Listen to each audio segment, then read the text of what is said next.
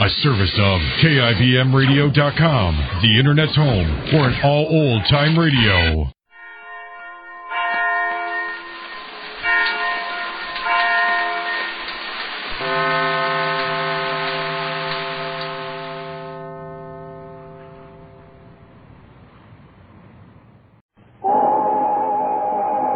The Jello program, starring Jack Benny with Phil Harris and his orchestra. The orchestra opens the program with Here's Love in Your Eye from Jack's own picture, The Big Broadcast of 1937.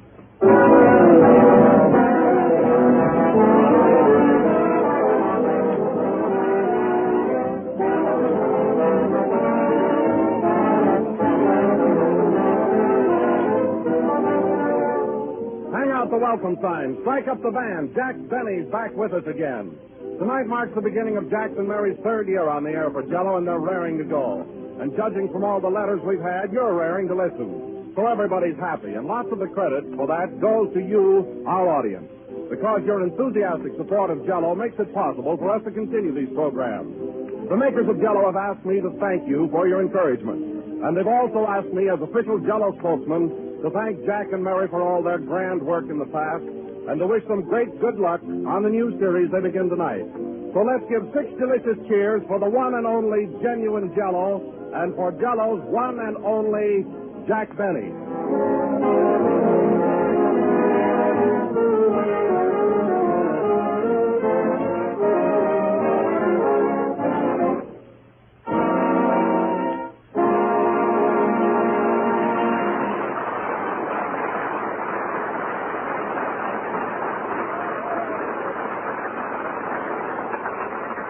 And now, ladies and gentlemen, after 4 months' vacation, we present to you the man the whole world is waiting to hear. New York, New York. Who's on the air tonight, dear? Jack Benny. Oh, let's go to a movie. Denver, Colorado. Oh, Daddy, let's go see a picture show tonight. Jack Benny is on the air. I want to see Joey Tempo.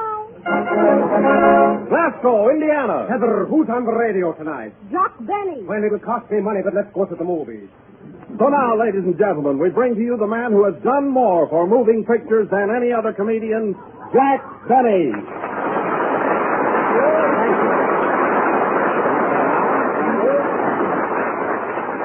Hey, Don, would you mind trying one more town? Which one? Oh, anyone. Say Waukegan, Illinois. Okay. Waukegan, Illinois. Who's on the air tonight, Mr. Benny? My son, Jack. What a boy. Oh, then you're not going to the movies tonight. No, I saw the picture. Do you want me to tune in any other town? No, Don, that's enough. Well, hello again. This is Jack Benny, who has just returned from his vacation, and I want to tell you, it's great to be back again. Back with this old gang of mine. You mean me, Jack? I sure do. Let's give Wilson a nice big hand. Yes, sir. But no kidding, Don, you look swell. Fit as a bass fiddle. I don't know, you're so tan and rugged. Thanks, Jack. You look tan and rugged, too. Where did you spend your vacation? Well, Don, I worked most of the summer at the Paramount Studio, but I did manage to get a couple of weeks off. So I went to Saratoga Springs to the races. I wasn't very lucky, though. Oh, Saratoga Springs. Oh, yes, I lost an uncle there once. Well, I had to put up cash. Oh. And then I spent a couple of weeks camping up in the Adirondack. Oh, that's right. You told me you were going to do that. Yeah, and by the way, Don, I want to thank you for lending me your shirt. Oh, that's all right. It was swell. I had the only tent with a soft collar.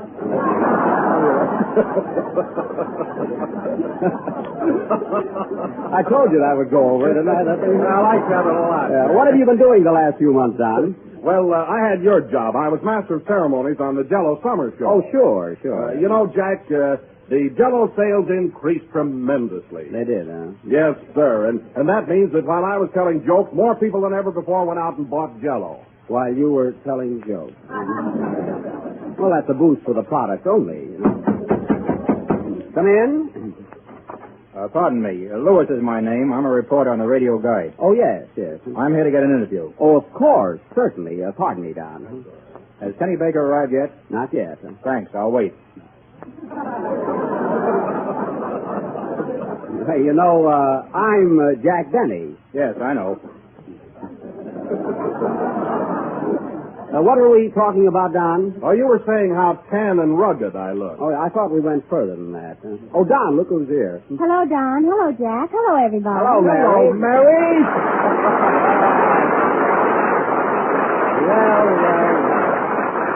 Mary, it's good to see you. You're looking great. You haven't changed a bit. You look good, too, Jack. See, you're so tan and ragged.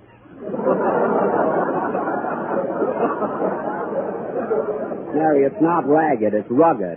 I know, but who can get a laugh? Oh, Mary, always thinking of the program. Well, honey, have you had any fun? Did you have a nice vacation? I did until I had to go to the hospital. Oh, I didn't know that. I didn't either, Mary. Yeah, and you know, Jack, I had the cutest doctor you ever met. Yeah? You ought to see him. Blue eyes and a little mustache. What a doll. $1. Yeah. Last week he took my tonsils out. Gee, am I excited. Why are you excited now? Next week he's taking me out. Oh, boy, is he handsome. Yeah. Say, Jack, What? how do you get more tonsils? You can't get any more. Gee, I wish I had something else I didn't need. Mary, cut it out, will you? Pardon me, has Kenny Baker arrived yet? No, Mr. Lewis, but if there's any information you want, I'm always glad to talk to a reporter. No, thanks, I'll wait. Who is that, Jack? Oh, some fellow. Well, Mary, didn't you take a vacation at all last summer? Oh, sure, Jack. I went to Coronado Beach for 3 weeks. You did, huh? Yeah, and I brought you a little present. Here. Oh, Mary, my, what a pretty seashell. My goodness, huh? See, just what I needed. Let's see what it says on it. Oh, souvenir of Coronado Beach. Oh, gee. And you know, Jack, if you put it up to your ear, you can hear music. No kidding, I'll try it. Mary, I don't hear any music. You don't? No. Oh, I forgot to tell you, you got to put your other ear up to a radio. Oh, I see. Well, Jack. Yes, Don? Phil Harris is here. You haven't forgotten about him, have you? Oh, Phil, of course. Gee, I'm sorry. Ladies and gentlemen, I want you to meet a new addition to our little group. That famous orchestra leader, Phil Harris. Yes, Phil. Thank you. And thank you, Jack. I want to apologize, Phil, for not introducing you sooner. Oh, that's all right. You know how it is, the opening program and all the nervousness and excitement and that reporter bothering me all the time, you know. But, Jack, he didn't ask you for an interview. That's what bothers him. Does not. Oh, Mary, this is Phil Harris. Phil, this is Mary Livingston. Hello, Mary. I've always wanted to meet you, and I'm very happy that we're going to be together. Oh, thank you. I'll be glad to have dinner with you tonight. Mary, he didn't ask you to go to dinner. What a cheap guy. Don't mind her. One thing I want to tell you, Phil, you're going to enjoy being with us. I never interfere with anything. You can always pick out your own music. In fact, you can be your own boss. And not only that, I'll always see that you get the best joke. What joke? The one about being your own boss. Quiet. Well, Phil, how about a little number? Let's hear the new orchestra. All right, Jack. For the first number, we'll play Bye Bye Baby. Well, Pardon me, Mr. Benny. Has Kenny Baker arrived yet? no, but I'll be glad Never to... mind. I'll wait. Play, Don. Or John. Or what's your first name, Phil? Steve. Oh, yes. Play, Frank. Reporter.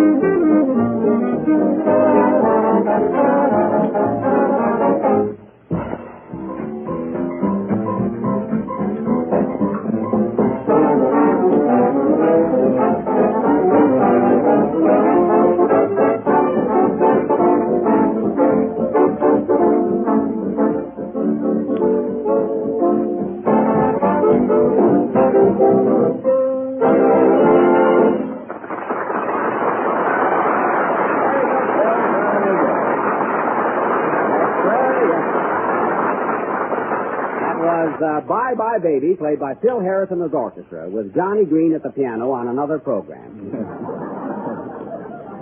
And I want to tell you, Phil, as one musician to another, that's excellent music. Thanks, Jack. Say, Phil, you don't mind if I describe you to our listeners, do you? After all, they will be interested. No, but, well, don't build me up too much. I won't. You don't know nothing yet.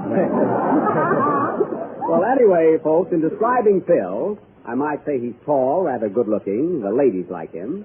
But still, he's the kind of a guy you can trust with your best girl. If you can trust your best girl. Oh, Jack, why don't you quit ribbing? I'm not ribbing you, Phil. I just happened to run across a joke. Well, you're about due. First time your orchestra laughed at anything, you know. The first program. So, well, anyway, folks, I said before, Phil is the romantic type. Phil,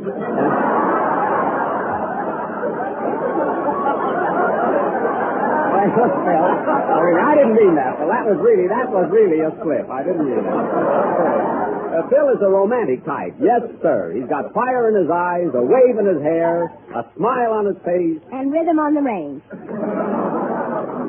Quiet, Irene. Okay, Tim. You know, Jack, Phil Harris is cute, isn't he? Yeah. He looks just like my doctor. Mary, forget that doctor, will you? Gee, I can't get him off my mind. Oh, doctor. I wish you'd have stayed home till you came out of the ether. Well, I'm going to hear about that guy all season, huh? Pardon me, are you sure Kenny Baker hasn't arrived yet? No, Mr. Lewis, I know he hasn't. Then you, Mr. Benny, tell me. Do you think radio is here to stay? Yes, sir. Well, I'm not. Goodbye. I knew I'd get an interview. Hey, Don. Yes, Jack. Open the closet and let Kenny out. Okay. Here he is.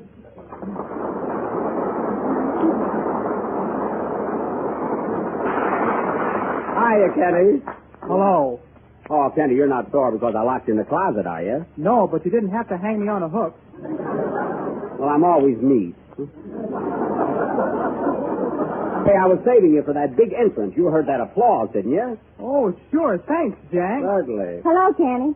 Hello, Mary. Hiya, Don. Hello, Kenny. Say, Kenny, have you noticed Don's put on a lot of weight? Yeah, he looks so ton and rugged.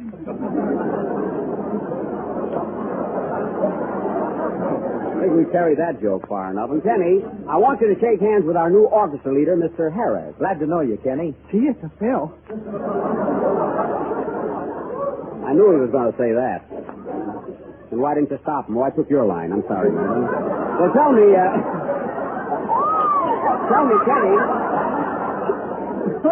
Kenny, what kind of a vacation did you have? Huh? Oh, pretty fair. It was all right, I guess. Where were you? Well, I spent 2 months in Catalina, 4 weeks in New York. And a half hour in the closet. Well, it wasn't his fault. Boy, is he dumb. He is not. He is, too. He didn't even notice I had my tonsils out. Yeah, go ahead, Mary. Why don't you tell him about that doctor you're so crazy about? He's crazy about me, too. Yeah. Well, Kenny, it's been a long time since we heard you sing. How about a little number right now? All right, Jack. I'll sing The Way You Look Tonight. Oh, your voice is better than that, Kenny.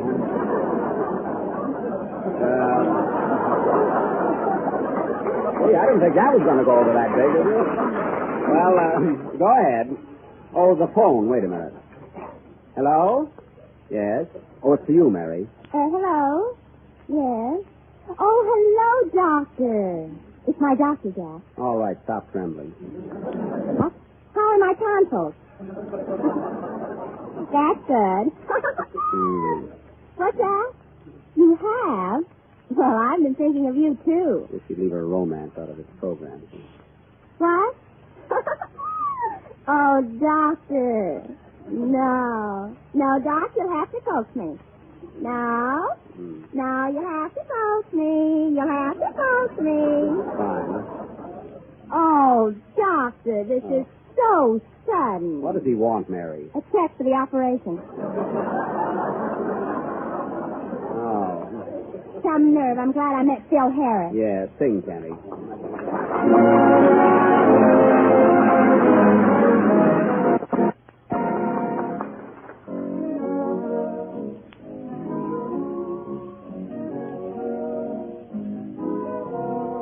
Oh,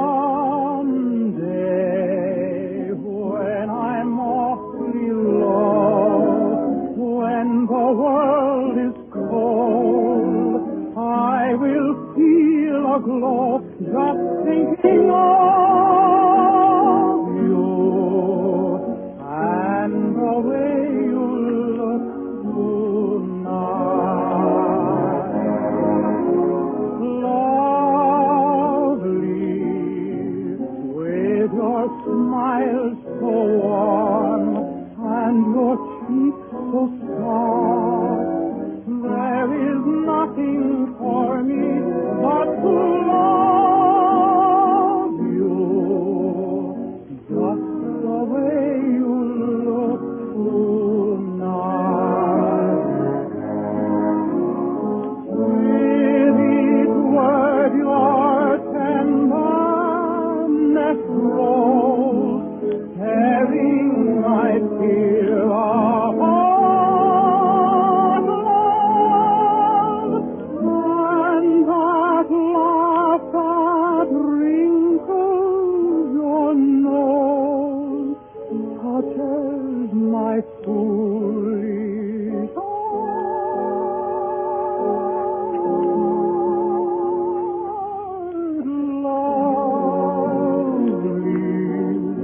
Lovely, never change.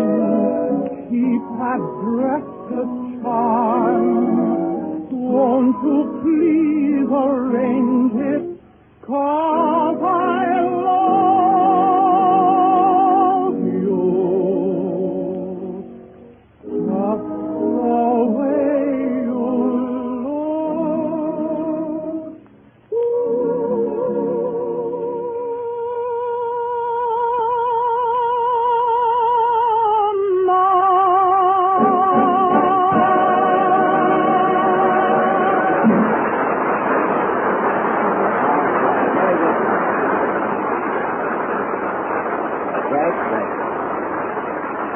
That was Kenny Baker singing The Way You Look Tonight, written by Jerome Kern for the picture Swing Time. Well, Kenny, your vacation must have done you a lot of good because you're singing better than ever. I mean, your voice has a better quality. It's clearer and sweeter. Thanks, kid.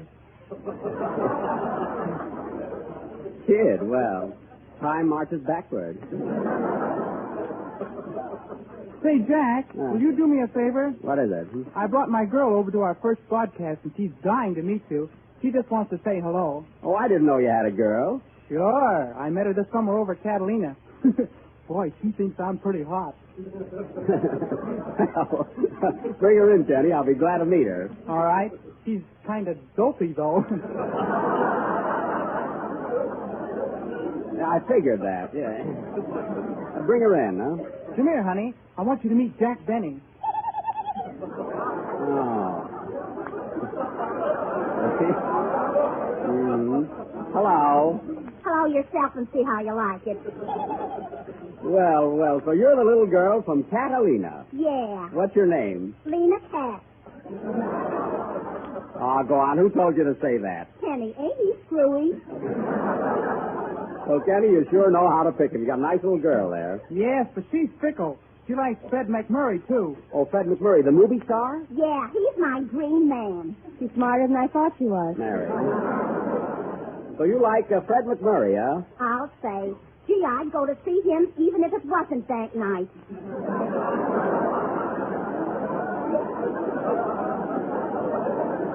Well, I don't blame you.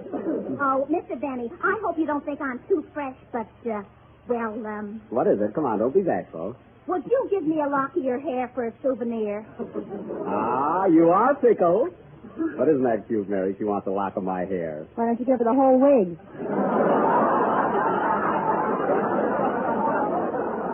What, and catch a cold? Some other time, Lena. Say, your girl's all right, Kenny. She's talented, too. I wish you could use her on the program sometime. Oh, yeah? What's she got that I haven't got? Tom Folk.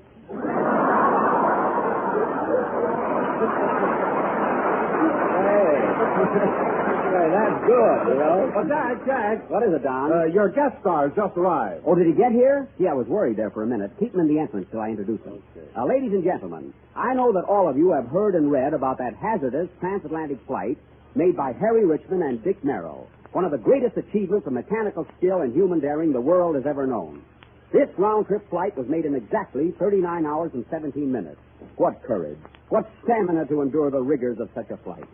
So now, ladies and gentlemen, it is with great honor and distinction that I present to you the man who drove the truck that carried the gas that filled the tank of Harry Richmond's plane. None other than Mr. Samuel T. Buchviner.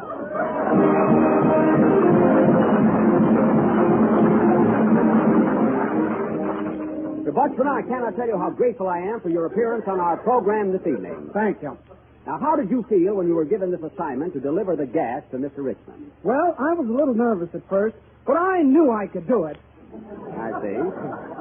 Well, tell us about your trip. Well, after a light breakfast consisting of a New England boiled dinner, I took on a big cargo of gasoline. How much? Oh, just oodles of it.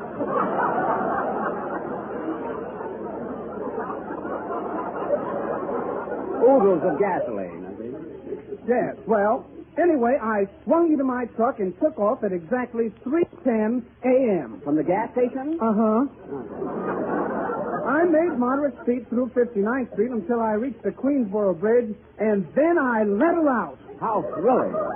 From then on, it was smooth driving until I reached Flushing Boulevard. Oh, Flushing. Is that winding street? No, it's a straight flush.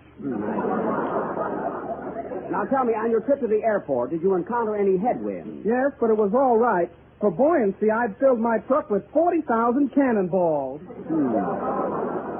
Now, what kind of reception did you receive on your arrival at the airport? It was sensational. And what did Mr. Richmond say to you when you delivered the gas? I'll pay you later. Now, Mr. Buchviner, before I lose my temper entirely, besides driving the truck, what other notable contribution to aviation have you made? Well, during the World War, I took up flying. Oh, you did? Were you a promising student? Oh, yes. My instructor told me that in no time, I'd make an ace of myself.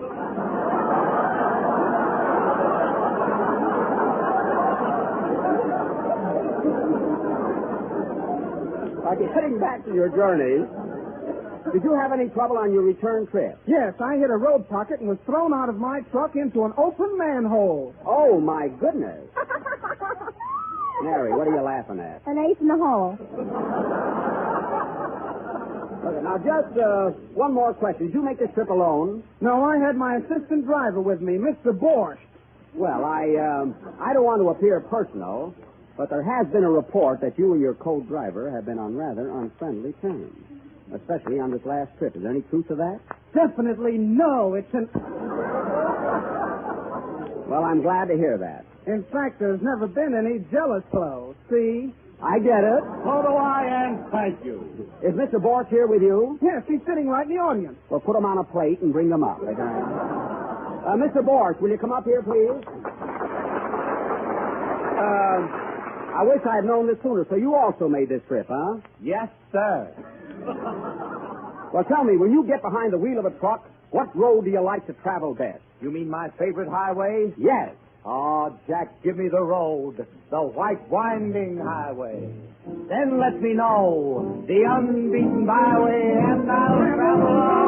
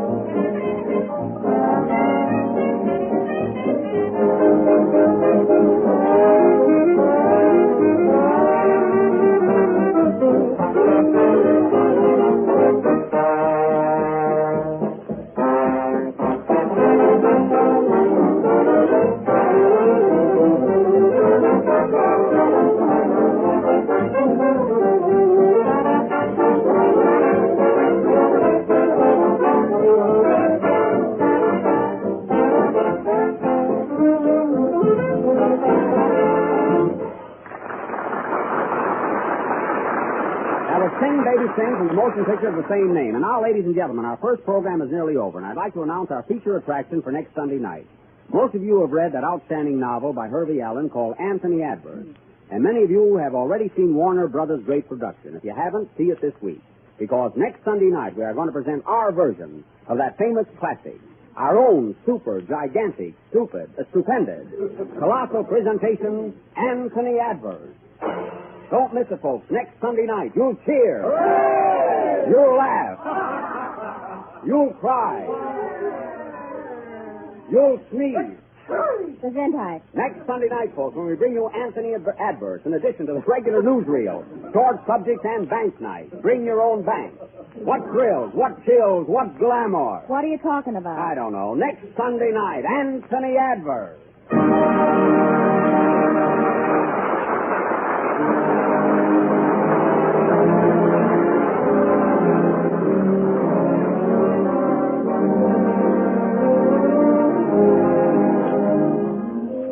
I've a real piece of news for you tonight. Grand good news. The makers of Jell-O now present you with a brand new product.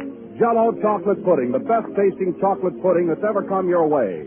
It's smoother, it's creamier, it's more chocolatey. Jell-O chocolate pudding has that swell homemade flavor, the same goodness you used to enjoy when your grandmother made chocolate pudding. And Jell-O chocolate pudding is so easy to make. Just mix the contents of the package with some milk in the top of your double boiler and let it cook until it becomes thick and satin smooth. Then when the mixture's cooled, pour it into the sherbet glasses. And you're ready to surprise your friends and family with a fine, rich, thoroughly delicious chocolate pudding. Each package gives you 6 servings and sells for the same low price as Jell-O. Ask your grocer for Jell-O chocolate pudding in the morning. And if he hasn't put it in stock for you, remember the name, Jell-O chocolate pudding.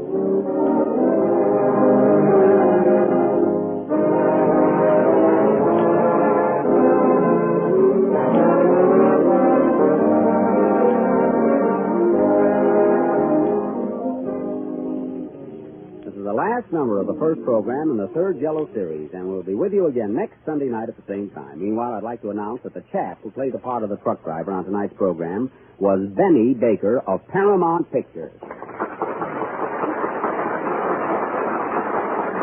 And Benny, you certainly played the part of that truck driver very, very well. Well, that's what I used to be before I went into pictures.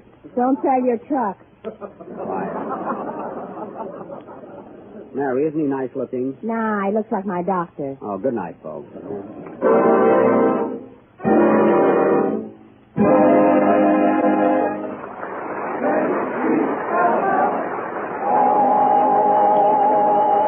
The Jell-O program starring Jack Benny has originated in the NBC studios in Hollywood over the Red Network. This is the National Broadcasting Company.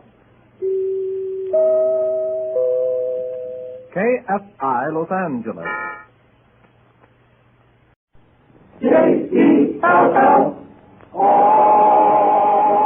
The Jell-O program starring Jack Benny with Mary Livingston and Phil Harris and his orchestra. The orchestra opens the program with Paint No Use.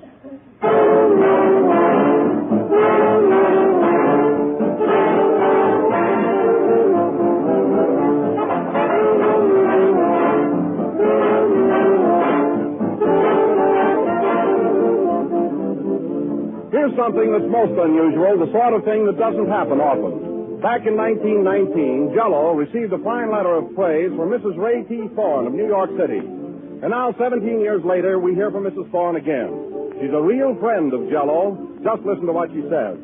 Some 17 years ago, I wrote to you telling how much our family enjoyed Jell-O, and how Tommy, then 7, had rushed to the kitchen and scrawled Jell-O on the order list. I thought you might be interested to know that we still use only Jell-O, and that the Tommy of my first letter is now a naval aviator, but still a Jell-O fan. While he was playing football in college, he came home from practice every day to raid the icebox. If he found no Jell-O, a whale of huge proportions went up. One night when I had the entire squad for dinner, Tom asked me to serve Jell-O, and the training coach heartily approved. So I want to thank you for giving me, during 30 years of housekeeping, a simple, wholesome, delightful gelatin dessert. No other compares with Jell-O. That's fine, Mrs. Thorne. Your letter means a lot to us. Many, many thanks for sending it. There aren't many products that can boast such loyalty as yours.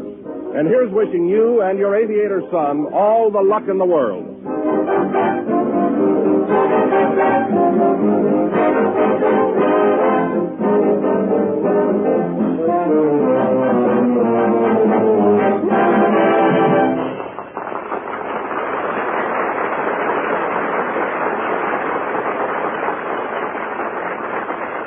And now we bring to you the man who returned to the air last Sunday with a deluge of merriment, a gale of laughter, and a worried look, Jack Benny.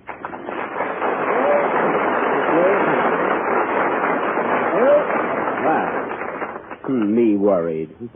Well, hello again, folks. This is Jack Benny, who wasn't a bit more nervous last Sunday than he is right now. Oh, no? No. Why, it was the first time that I ever saw you so jittery.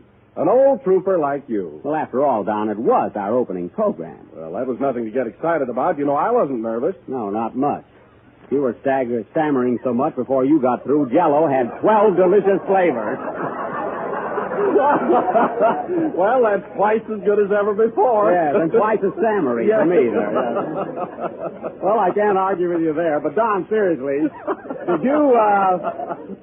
did you hear any reports on last week's program? You know, any comments? Well, no, Jack, but I happen to have a few clippings with me. Here's one from the San Francisco Examiner. Oh, the Examiner. Let's see it.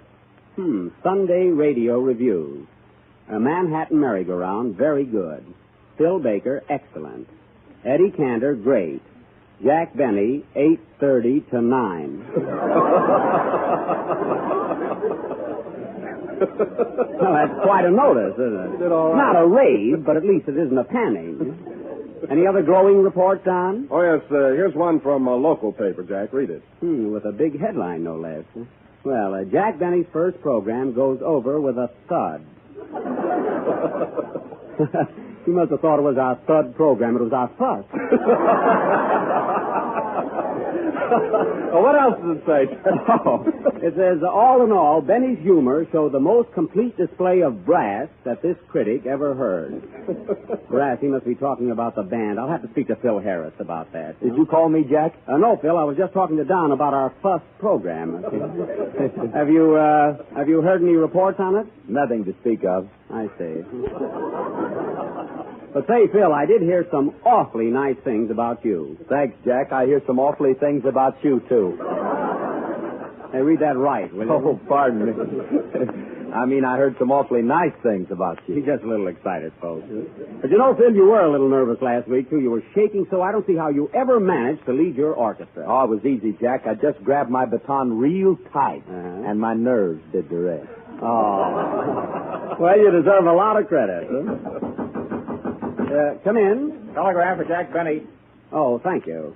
Gee, this has been going on all day, folks. Oh, Don, listen to this one. Heard your program last Sunday night and can appreciate how you feel. Well, who's that from, Jack? The New York Giants. Oh.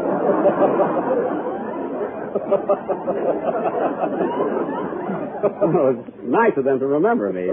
Oh, hello, Mary. Hello, Jack. Gee, you look so tan and ragged. Mary, you did that joke last week. Well, you still look ragged. Oh. Say, you're starting out pretty good tonight, but last Sunday you were plenty nervous. Who, me? Yes, you. Why, the script in your hand was shaking like a leaf. It was not. I was waving to my mother in the third row. Oh, your mother, huh? Well, your mother was in Plainfield, New Jersey. Oh, then I must have been nervous. Yeah. Well, Mary, did you hear any? We're laughing more than the audience tonight. Mary, did you hear any comment on our show? No, Jack, but I got the loveliest telegram from a couple of sailors. Imagine. Sailors? Oh, Navy boys. Uh-huh. Listen to this. Heard you on Jack Benny's broadcast last Sunday night and thought you were wonderful. Signed, Seaman. Seaman? That's Simone.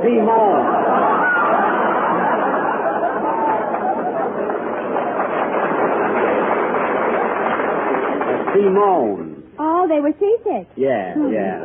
Say, Jack. Oh, hello, Kenny. Say, you're here alone tonight. Where's your girl? Which one? Oh, you know, the one who wanted a lock of my hair last Sunday. Oh, the dopey one. Yeah. Well, what do you want, Kenny? Oh, a wire just came through you. Here, I opened it by mistake. That's fine. What do you mean you opened it by mistake? He thought he could read. Oh. Well, give me that wire, Kenny, and after this, be careful. See, he's dumber than last year. He is not. I am, too.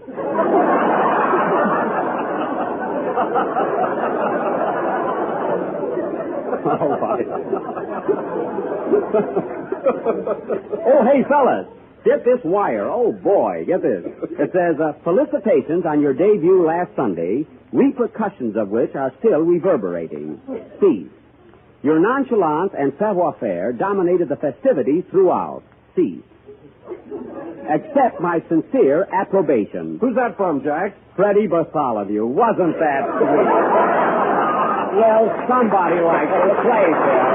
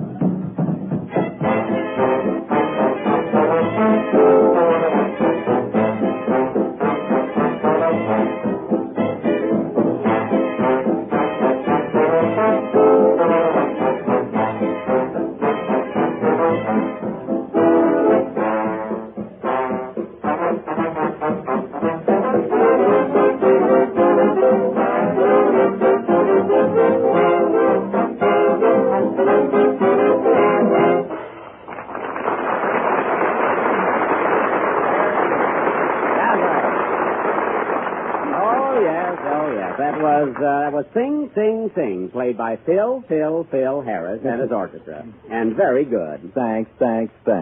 Well, we went Simone one better there, I think. But, Phil, I notice you're still a little nervous. Well, to tell you the truth, Jack, I invited two of my girlfriends up to see the broadcast. And they're sitting in the front row, and, well, naturally, I'm a little self-conscious. Oh, well, I know how you feel. You see, I asked some girls up to the broadcast tonight myself. I invited Claudette Colbert, Joan Dennis, and Carol Lombard. Yes, I noticed those 3 vacant seats. Oh. Well, you know how heavy traffic is today. Anyway, ladies and gentlemen, as we announced last Sunday, this evening we are going to offer our condensed vest pocket edition of that famous classic, Anthony Adverse, written by Hervey Allen, produced by the Warner Brothers, directed by Mervyn LeRoy. And cued by I. Miller. Yeah, quiet. We begin our play with Anthony at the age of 10. Since I'm just a boy at heart, I will play the part of Anthony the youth. Anthony, also, the man, as played by Frederick March. Mary Livingston will be Angela, my childhood sweetheart. Kenny Baker will be my servant when I get to Africa. Oh, Kenny. Yes, Jack? Here's your accent. Yah's the boss, show now. Very good, Amos. Owing to the unusual length of our play, we will start it immediately after the next number, which will be sung by Kenny Baker. And meanwhile, I'll try and get Young for my part. Gee, I hope you get Robert Young. Quiet. Sing, Kenny. Gee, I wonder where I put my rompers.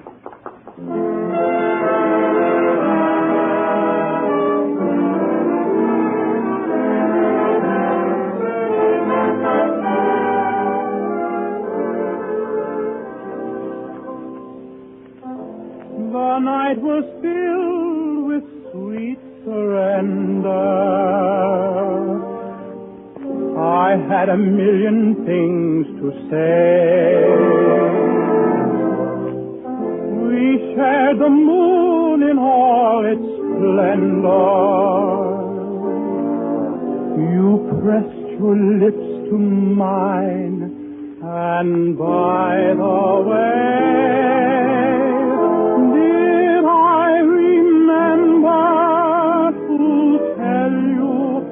I adore you, and I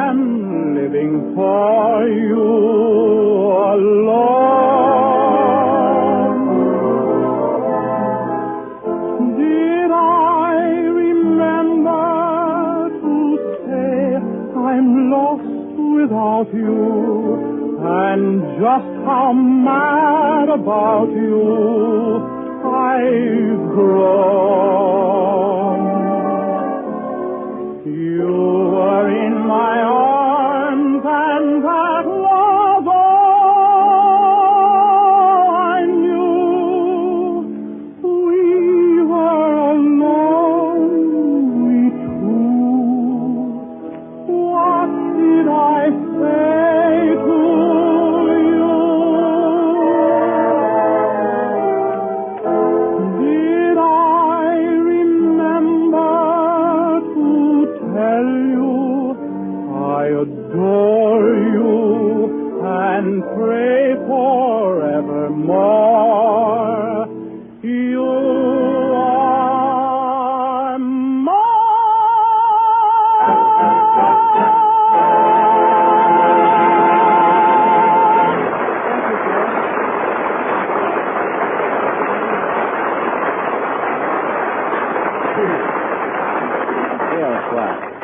That was Kenny Baker singing Did I Remember from the motion picture Susie. And now for our play, Anthony Adverse. The locale is Leghorn, Italy, in the year 1773. The scene opens in the shipping firm of John Bonnyfeather, known as the Casa di Bonnyfeather. You see, in those days, everybody had a casa. Are you going to have a casa, Jack? Yes. Jackass.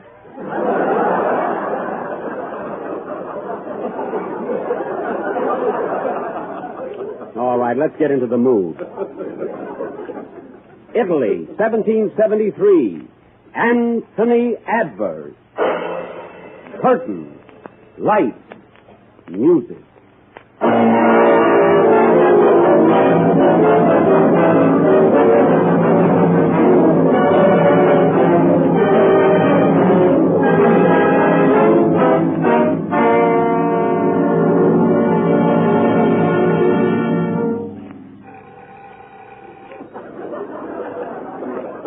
Hello? Cassidy Bonnyfeather? Yes, Mr. Bonnyfeather is in, but you can't talk to him. The telephone hasn't been invented yet, Dope. Call back in 100 years. What's that? Oh, wait a minute. Come in. Hello. Hello, little boy. What you doing? I'm answering a telephone that hasn't been invented yet. Why? I don't know. I must be nuts. What can I do for you, little boy? I'm looking for work. I'd like to get a job here. Sorry, we're not hiring any sopranos. I'm not a soprano. I'm a poor little orphan. An orphan, eh? What's your name? Anthony? Oh, little orphan Anthony. Have you ever worked before? Oh, orphanon. Oh, here comes Mr. Bonnyfeather. He's a nice old Scotchman, and you can talk to him. Oh, thank you. Good morning, Les. Good morning, laddie. Good morning.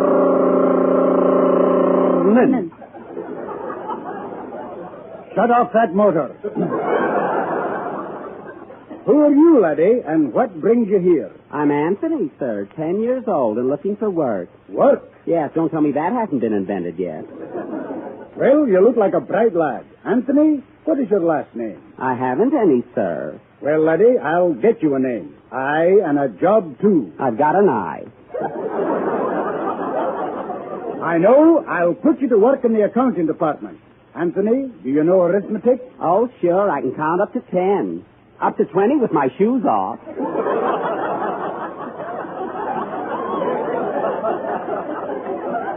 Very well, I'll try you out. First, in subtraction. Okie dokie. Now, Anthony, what is 2 from 12? 1. What is 3 from 12? 1. What is 4 from 12? 1. I'm stubborn, ain't I? You certainly are. Well, all right, what is 2 from 3? 12. Oh, terrible. Terrible. Well, I may subtract terrible, Mr. Bonnyfeather, but I add verse.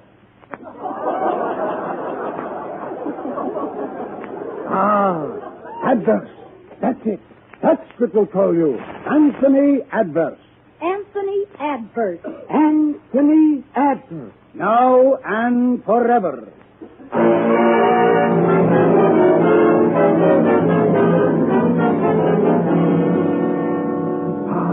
Anthony, I see a great future in store for you. You will travel to strange places and see strange lands. Your life will be full of adventure. See, I can hardly wait. London Bridge is falling down, falling down, falling down. London Bridge is falling down, etc. Who is that? That's little Angela, the cook's daughter. Come here, my child. I want you to meet someone. This is Anthony. Hello, Angela. Hello. How old are you, Anthony? 10. So am I. Gee, you're cute. And you've got the nicest gray hair.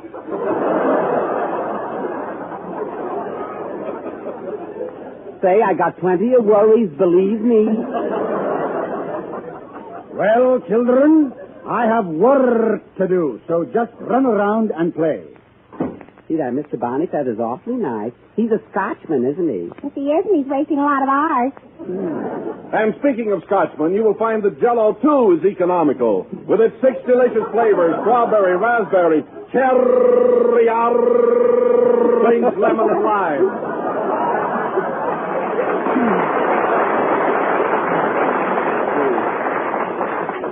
I'm sorry Wilson was invented. Oh, Angela, you're so beautiful and so sweet. Will you marry me? Why, Anthony, we're only 10 years old. Well, I'll fix that.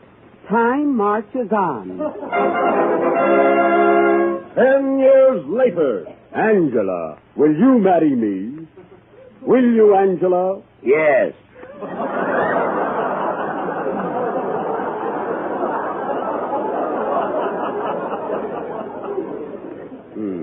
You ought to have your voice lifted. I'm sorry. I got a bad cold. But I'm all right now. Oh. Then you will accept me, Angela. Yes. There I go again.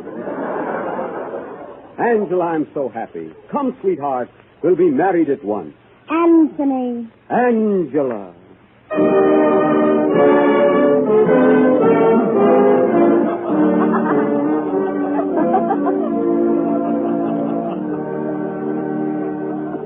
Ah, Angela, at last you are mine, and we will never be separated.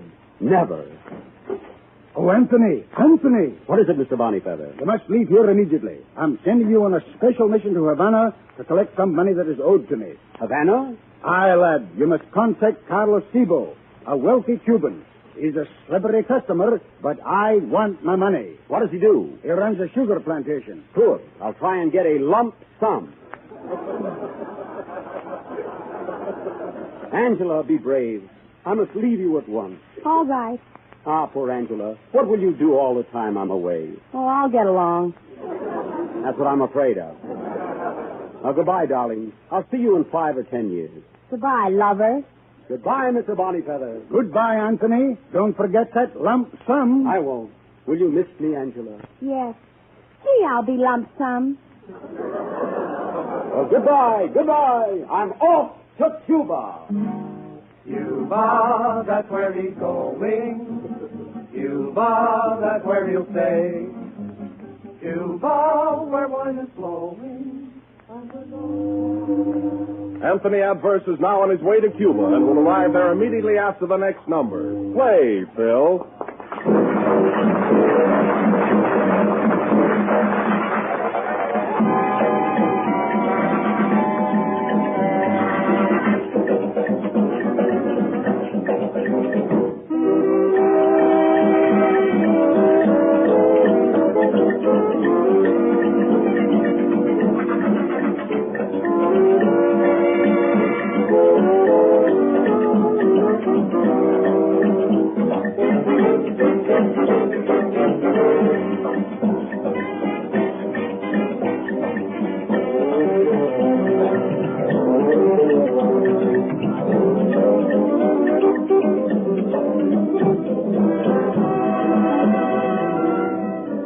Years have elapsed, and we find Anthony Adverse arriving in Cuba.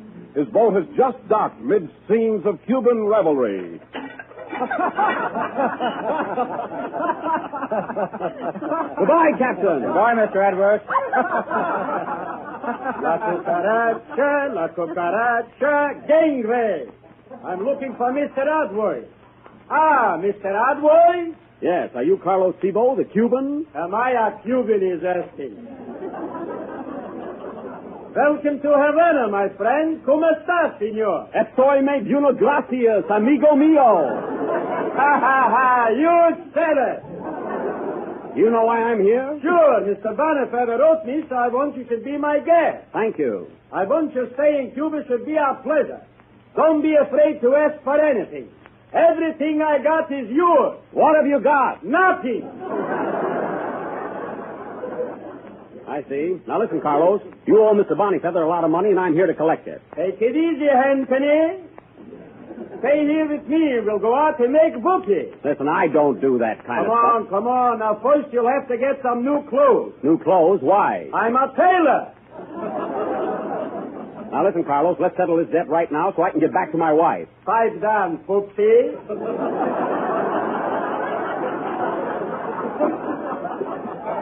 First, let's have something to eat. I prepared a special breakfast yesterday. It must be cold by now. Don't worry, it's herring. Now quit calling. I can't go back to Mr. Bonifeather without that money. Well, money I ain't got. But if you would like to take a trip to Africa, I got there a piece of property that's number one. It's a rubber plantation. Oh, so you're in the rubber business, eh? I thought you were a tailor. That's me, Robert Taylor.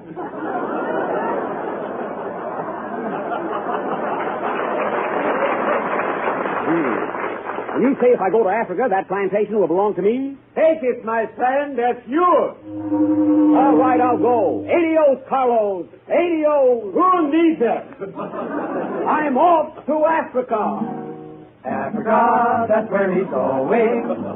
Africa, that's where he'll stay.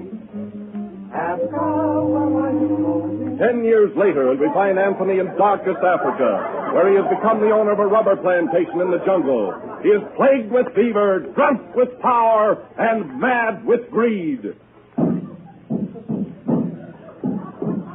Africa, Anthony Adverse.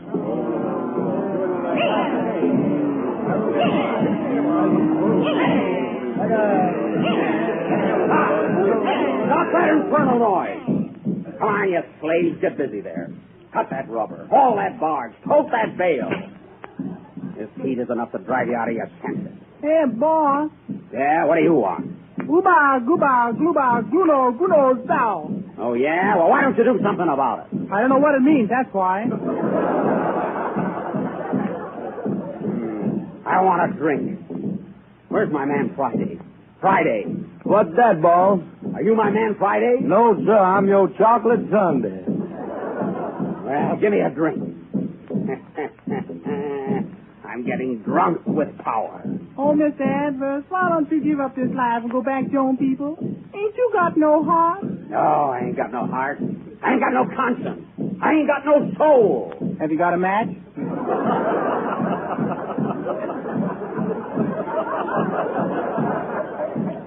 Oh, this sun, this heat, this infernal jungle. Quiet!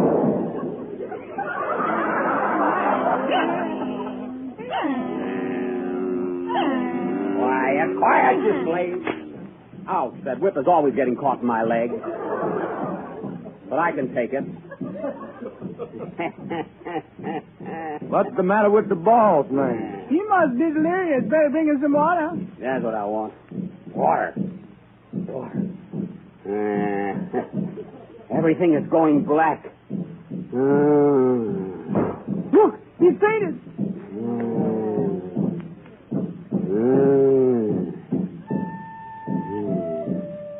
2 from 12 is 1. 3 from 12 is 1. 4 from 12 is 1. Gee, I'm still stubborn. Anthony Adverse. That's what we'll call him. Anthony Adverse. Anthony. Aha! Welcome, my friend, to Havana. How did he get here? Oh, this jungle, this heat. I can't think. I can't eat. I can't sleep. You can't act either. Angela, my wife. What are you doing here? Don't bother. It's just a dream. Oh, yeah? Wait a minute. What about that man in your arms? Is he a dream, too? Is he? Wow. Angela! Angela! Angela! I want to go home. I want to go back to Italy. Back to Angela, my wife.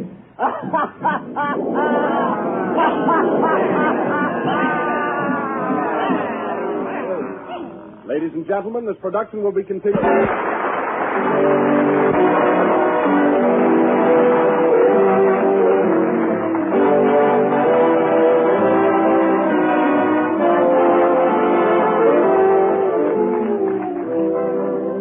For the big news, the grand and glorious good news. Now you can make luscious homemade chocolate pudding more easily and more economically than ever before, and all because of Jell-O chocolate pudding. It's a brand new product and one you'll welcome with open arms. For Jell-O chocolate pudding gives you smoother, creamier puddings, more chocolatey and more delicious than any you've tasted since your grandmother used to make them. This is how you make yours. Just mix the contents of one package of Jell-O chocolate pudding with some milk in the top of your double boiler. Then let it cook until it becomes smooth and thick. After the mixture's cooled, serve it in sherbet glasses and watch the faces of your family light up the minute they taste it. Real old-fashioned chocolate pudding made with very little trouble and very little expense. Jell-O chocolate pudding sells for the same low price as Jell-O, and one package makes 6 servings. Ask your grocer for Jell-O chocolate pudding in the morning. And if he hasn't put it in stock yet, make sure he orders it for you.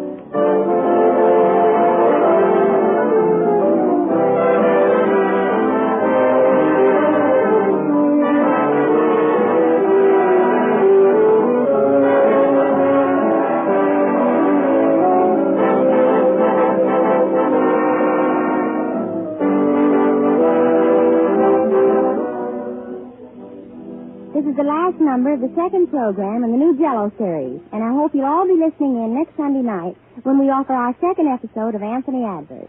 The part of John Bonnyfeather was played by Charles Irwin, and Carlos Sebo, the Cuban, was played by Patsy Flick through the courtesy of Warner Brothers. Oh, Jack, don't you want to say something? Good night, folks.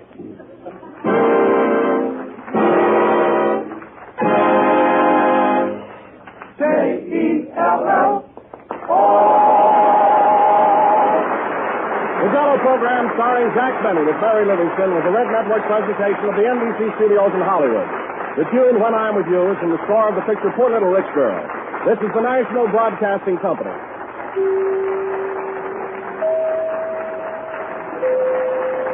KFI Los Angeles.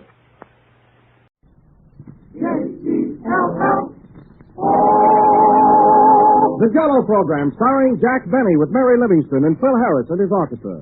The orchestra opens the program with Swing the Jinx Away from Born to Dance.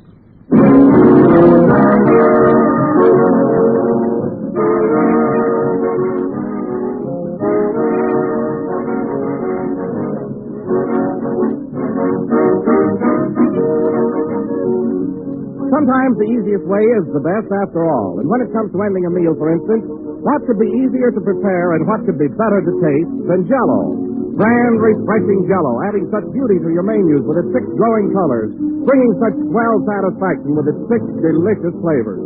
Jell-O never fails to please. It's just as rich and luscious as fresh, ripe fruit itself. That's why Jell-O today is the most popular gelatin dessert of the entire world. But remember, there is only one Jell-O, and only Jell-O brings you that extra rich, fresh fruit flavor. So get the real thing. Insist on genuine Jell-O.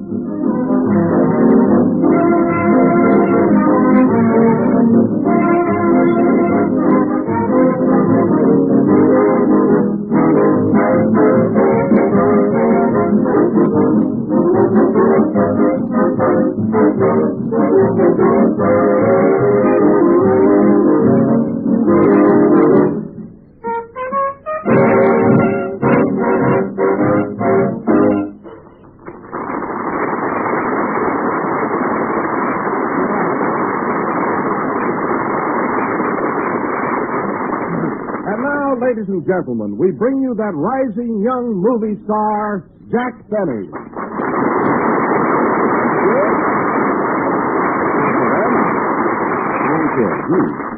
Well, hello again. This is Jack Benny of the cinema, whose latest picture, the big broadcast of 1937, has just been released. By the way, Don, have you seen the picture yet? Oh, no, Jack, but I'm dying to. Oh, you ought to see it. It's playing downtown at the Paramount. Yes, I know. Oh, say, tell me, Jack, are you pleased with your work in it? Well, well, you know, Don, I'm not conceited. You know that, don't you? Why, yes, of course I do. I mean, you never heard me rave about myself. But really, I'll surprise you in this picture. Really? Well, I honestly believe that for the first time, the screen has captured the real me. Well, I'm glad to hear it. And you know I'm not egotistical, Don. You know that. Oh, of course I do. But in this picture, I'm really much better than I think I am. I don't know.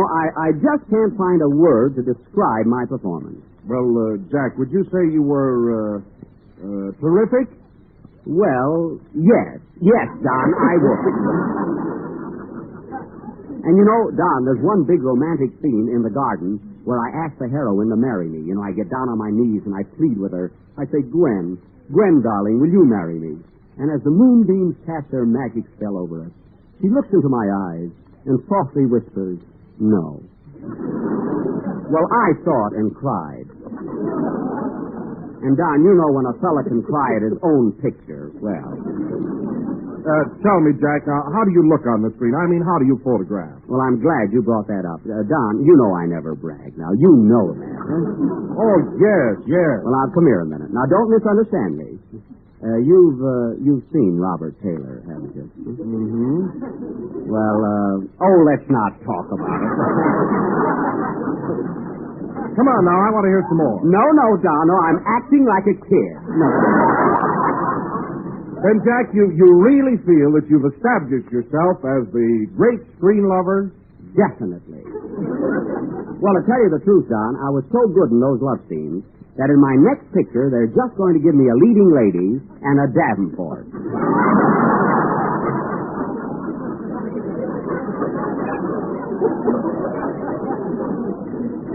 Oh, really? Well, Jack, now that you're established as a Hollywood star, how about a testimonial for our product? Oh, sure, Don. I'll be glad to. There's nothing high-hat about me. Now, let's see. I can truthfully say that Jell-O is a 4-star dessert. And I never go into a major love scene without first indulging in a dish of tempting, delicious Jell-O.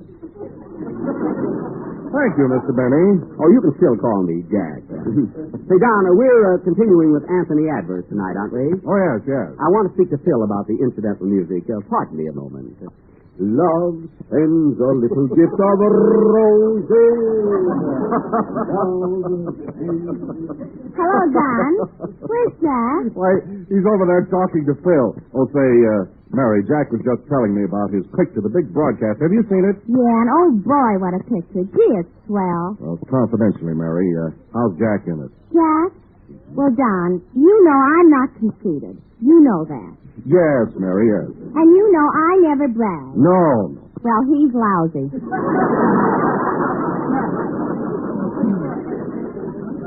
Well, you know, he's certainly changed since last week. He's not the same modest Jack we knew. I don't like the way he's acting. Neither does Paramount. Well, tell me, Mary, how does he photograph? Don, come here a minute. You've seen Robert Taylor, haven't you? Oh, certainly. I've seen him in a lot of pictures. Then you know it can't be the camera. I do.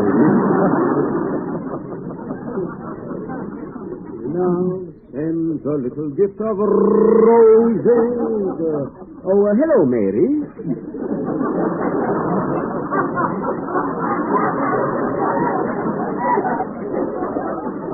Hello, dear. Hello, Ham. Oh, Ham, evidently you didn't see my picture. I did, too. And I don't see how you can possibly say that. What about that emotional scene where I'm making love to the girl, where I'm pleading with her with every fiber of my being? Well, I'll admit that was funny. Thanks. Anyway, my talent doesn't stop at love scenes. I had a lot of comedy in the picture, and I got plenty of laughs, believe me. Hello, Don. How are you, Kenny? Oh, hello, Kenny. You almost missed that, didn't Yes, you? I did.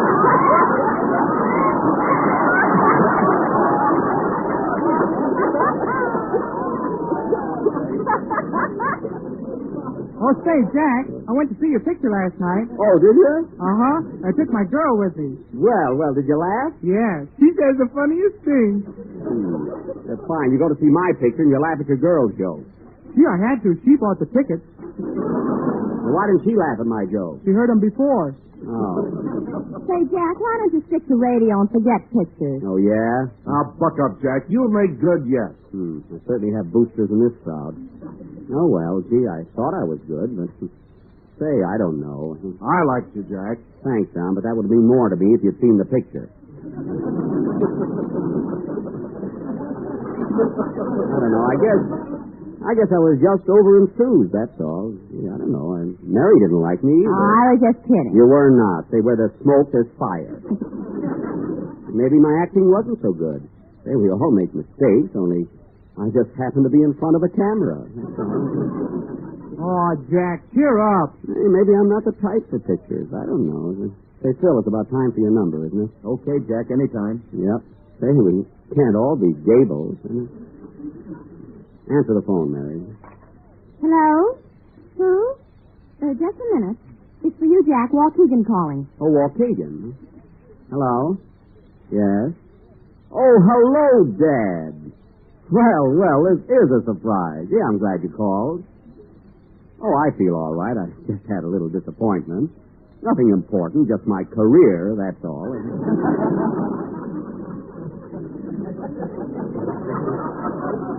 What's that? You did? Well, how did you like me in it? Really? No, kid. Oh, you're too sweet. I couldn't have been that good. What's that? Opposite Garbo? Oh, Dad, you just said that to make me feel good, and you certainly did. Well, gee, thanks, Dad. I can't tell you how happy I am you called. Yeah, give my love to everybody. Goodbye. Oh, Dad, wait. How does my blue suit look on you? That's good. Goodbye, Dad. Goodbye. Opposite Garbo, eh? Say, who can tell? Love sends a little gift of roses. Play, Philip.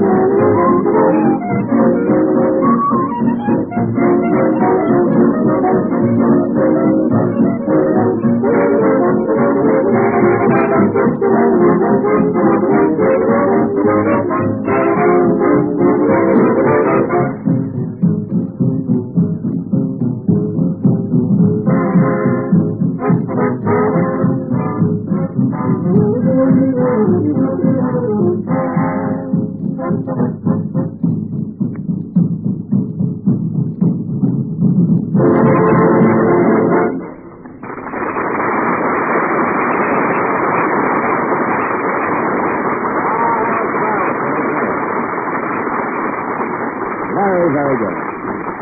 That was A Night in Manhattan from the big broadcast of 1937, played by Phil Harris and his Philharmonic Orchestra. And I want to tell you, Phil, either that was very good or I'm feeling better. Thanks.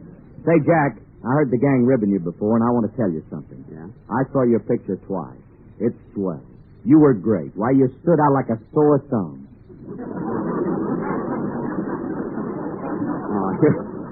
You're not kidding now. No, really, I mean it. Say, Phil, did your orchestra boys see my picture, too? Yes, sir. They were all there. Yeah, what did they say about me? Jack, you were great regardless.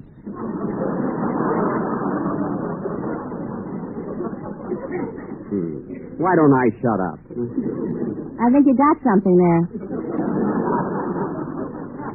I think so. And now, ladies and gentlemen, as you all know, last Sunday we presented part one of our version of Anthony Adverse. Before proceeding with the second installment of this classic, I will give you a brief explanation of what transpired in our play last week.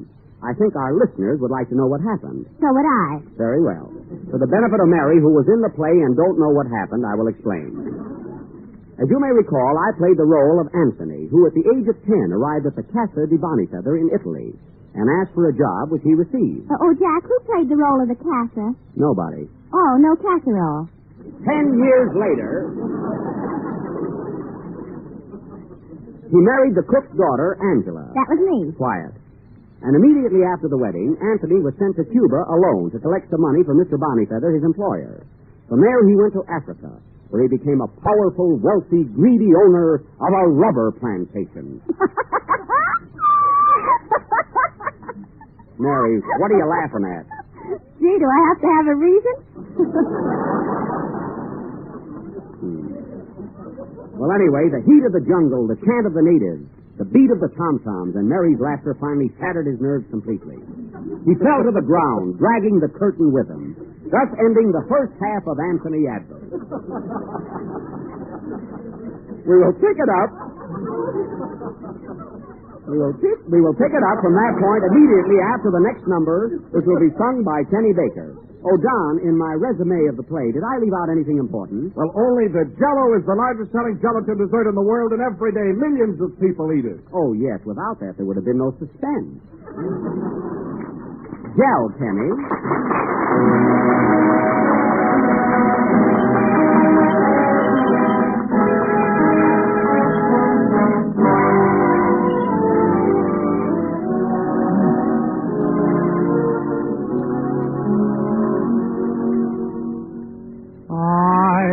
To dream about angels, but then I never knew that I'd ever meet one, and such a sweet one, till I met you.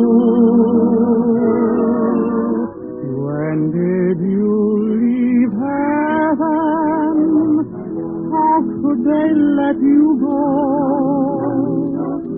How's everything in heaven? I'd like to know. Why did you trade heaven for all these earthly things? Where did you hide your halo? Where did you lose your wings?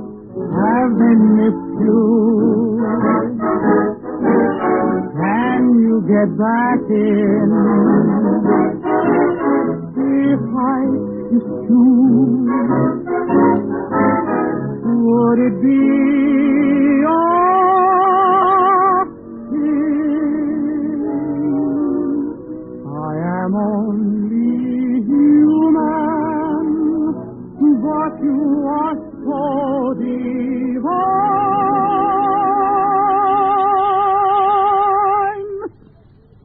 When did you leave heaven,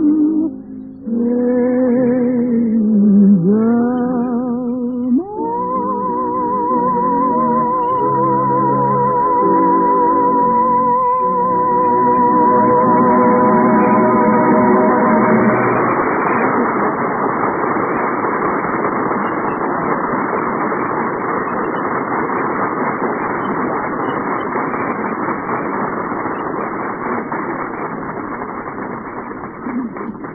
That was When Did You Leave Heaven from Sing Baby Sing, sung by Singing Baby Bakers. And now, ladies and gentlemen, We continue with Anthony Adverse and take you back to Africa, where we find Anthony still delirious, surrounded by a group of awe-stricken natives. Africa, the jungle.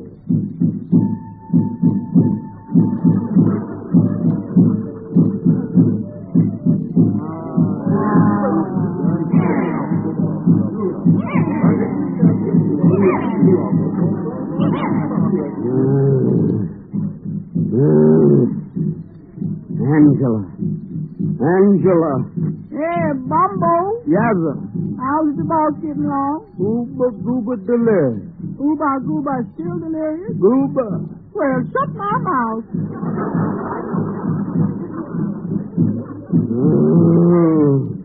Mr. Adverse, wake up. Knock, knock. Who's there? Delirious. Delirious who? Delirious Del Rio.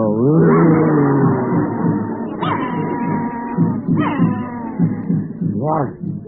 Give me water. That's what I want. Water. Yeah, you is, boss. I want to go back to my wife. I want to go back to my sweetheart. Boss, ain't you kind of fickle?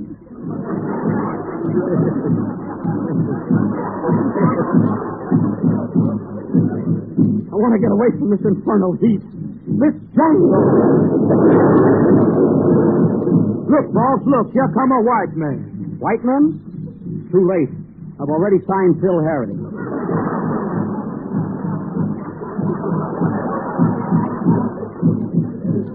Yes, it looks like he's coming this way. I'll call to him. Hello there. Hello.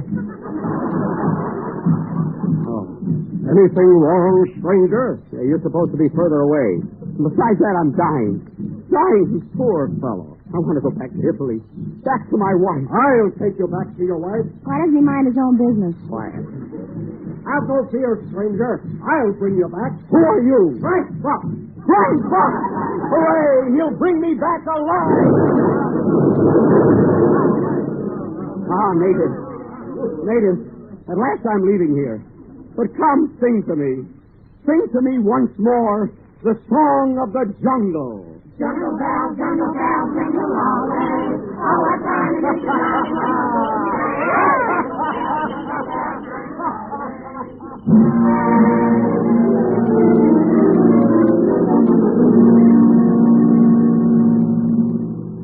Two years later, Frank Buck's boat lands at Leghorn, Italy, and docks at the Casa de Bonifeather. The crew is unloading the cargo.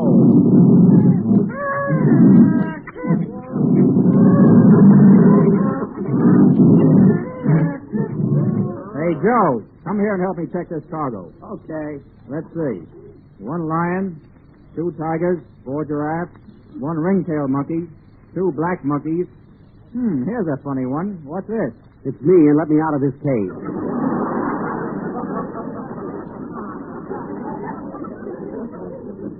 2 years in a cage with these monkeys. Boy, am I sick of peanuts.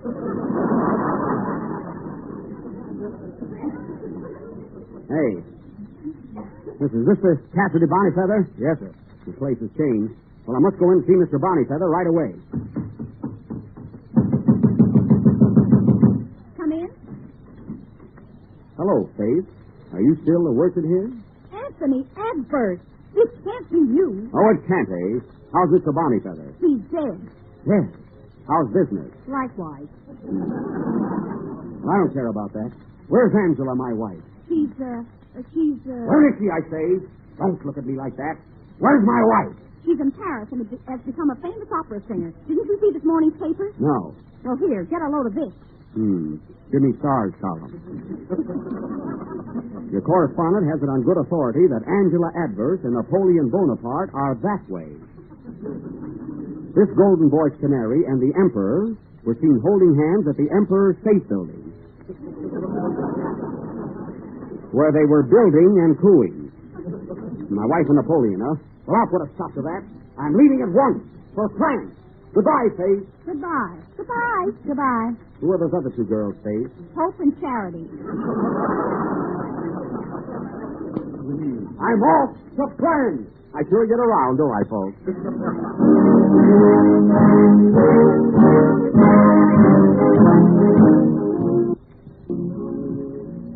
12 years later, an Anthony Adverse arrives in Paris.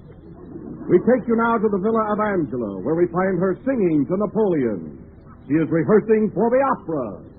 Mademoiselle from Armentières, parlez-vous. Mademoiselle from Armentières, parlez-vous. This is the part that they cut out, but I can do all right without. Hinky dinky parlez-vous.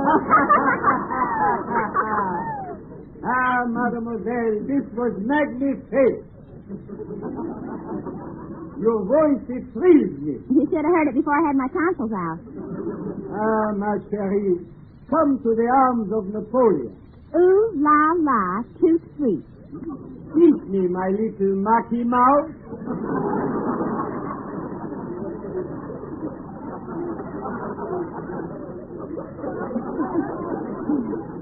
Oh, Nappy, I'm so happy. Come to Patty and sit on my lappy. Wait, who's there? Anthony Adverse. Anthony, my husband. Quick, Nap, you must hide. I do not leave you, sweetheart. I hide under the table. Hurry, hurry, please. Come in. Angela. Anthony, how was our honeymoon? Great. I wish you'd have been with me. Oh, Angela, I'm so glad to see you. Come, fall into my arms.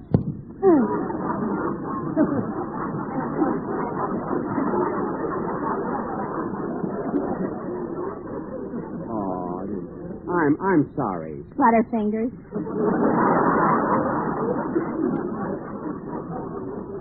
Oh, Angela, let me look at you. I've missed you so much. Oh, don't talk now, Anthony. Kiss me. My darling. Gesundheit. Hey, wait a minute. Who's that under the table? Under the table? Oh, just the legs. Well, they're trembling. It's cheap furniture. Legs, eh? Legs. What are those knobs on them? That's the bony part. That's what I thought. Come out of there, you. What are you doing under that table? I'm looking for my chewing gum. Are you Napoleon? Am I Napoleon is asking. Wait a minute. Weren't you Carlos Tibos, the Cuban, last week? Certainly. And now you're Napoleon? That's me. Cuba, France. How can I keep from running into you every place I go? Why don't you hire more actors?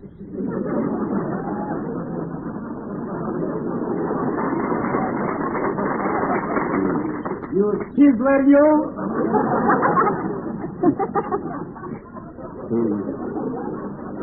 What's this world coming to? You leave your wife for 20 or 30 years, and you can't trust her. Well, conditions are bad all over. They are, eh? Well, listen to me. I love Angela, and I'm not giving her up without a struggle. You'll have to fight, Napoleon. Come on, take your hand out of your vest and fight. Wait, Anthony, don't quarrel. You must choose between us. Look at me. You really and truly love me? Yes, Angela. With all your heart and soul? With all my heart and soul. Is your love undying and unselfish? Yes, darling. Then you get under the table. No, I've lost you, Angela. So I might as well leave. But where can I go? If only I could find peace and quiet. Anthony, why don't you go to America? America? Yes, there you will find peace, quiet, and Indians. All right, I'll go. Goodbye, Anthony. Goodbye, Angela. Goodbye, Anthony. Goodbye, rat. Au revoir.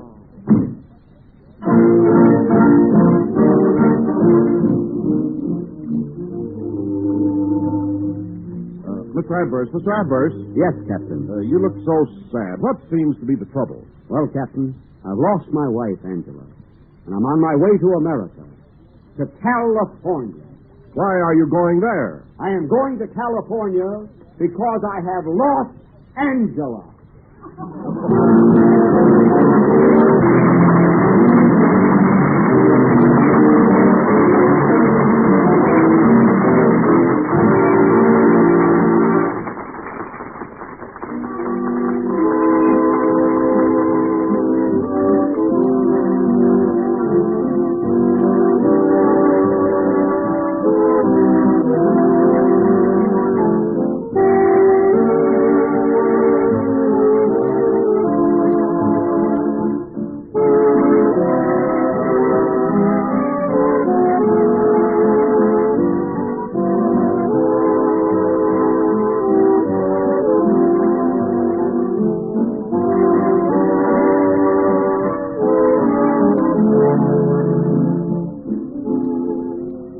to some grand good news. The makers of Jell-O are introducing a new product, Jell-O Chocolate Pudding, a modern, easy, economical way to make rich, mellow chocolate pudding.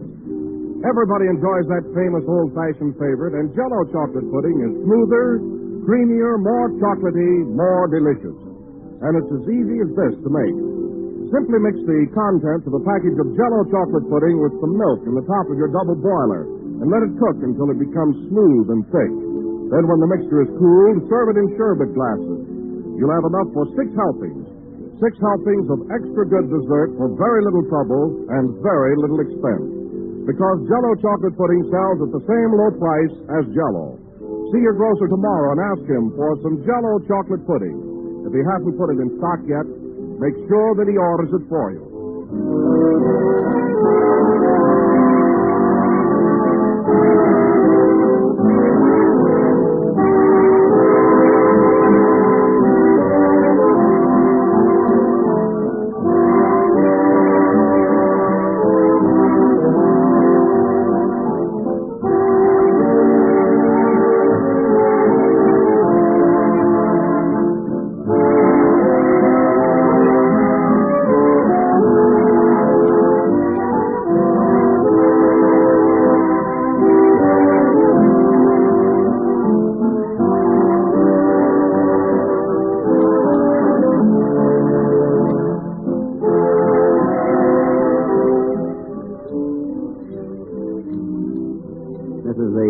Number of the 3rd program in the new Jell-O series. I hope you've all enjoyed our presentation of Hervey Allen's famous novel, Anthony Adverse.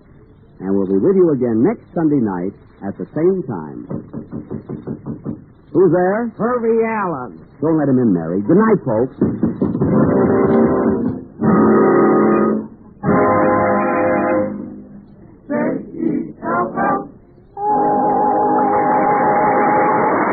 The tune I'll Sing You 1,000 Love Songs is from the picture Cain and Mabel. The Jell-O program originates in the NBC studios in Hollywood over the Red Network.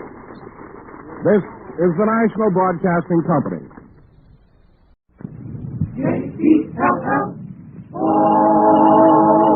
The Jell-O program, starring Jack Benny, with Mary Livingston and Phil Harris and his orchestra. The orchestra opens the program with Bojangles of Harlem from the picture Swing Time.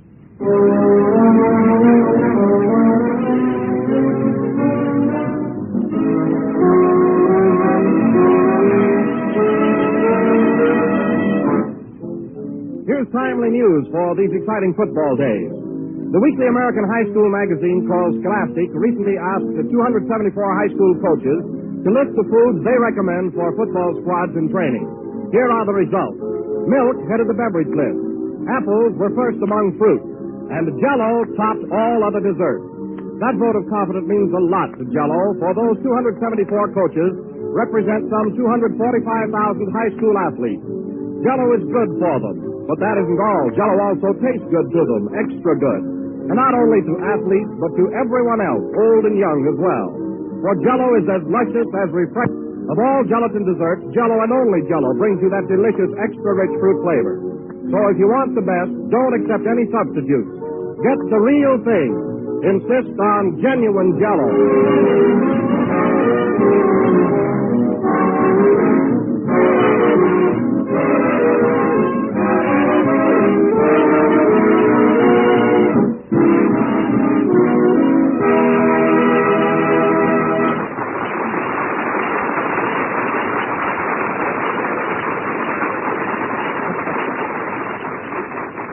And now, ladies and gentlemen, we bring you the star of 2 Paramount pictures, Jack Benny.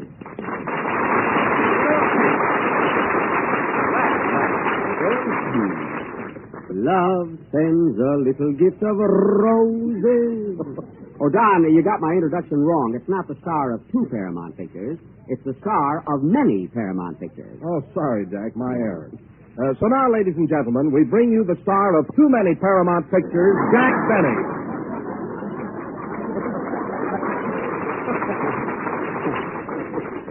That's better. Oh, say, Don, come here a minute. You know, I heard, now, this may be a surprise to you, but I heard quite a bit of unfavorable criticism about last Sunday's program. Now, some people seem to think that when I mentioned my performance in my new picture, The Big Broadcast, I was just a little bit too egotistical. Oh, did they notice it, too? Well, I was only trying to be fair, that's all. You know, if I was bad, I'd be the first one to admit it. I imagine. And you know, Don, just to check on it, I went to the Paramount Theater every night this past week to see the picture. Oh, that must have been fun. Yeah. And let me tell you something. The picture is doing such good business, they're holding it over. Oh, that's great. Now you'll have some place to go next week. Yeah. Well, Jack, wasn't it pretty tiresome seeing the same show day in and day out? Well, yes, Don. I must admit that after the third day, that newsreel got pretty monotonous. I began to anticipate what was coming. You know, Spain is in pretty bad shape right now. So are you. Pardon me, sir, but these microphones are for the use of the cast only. I'm sorry.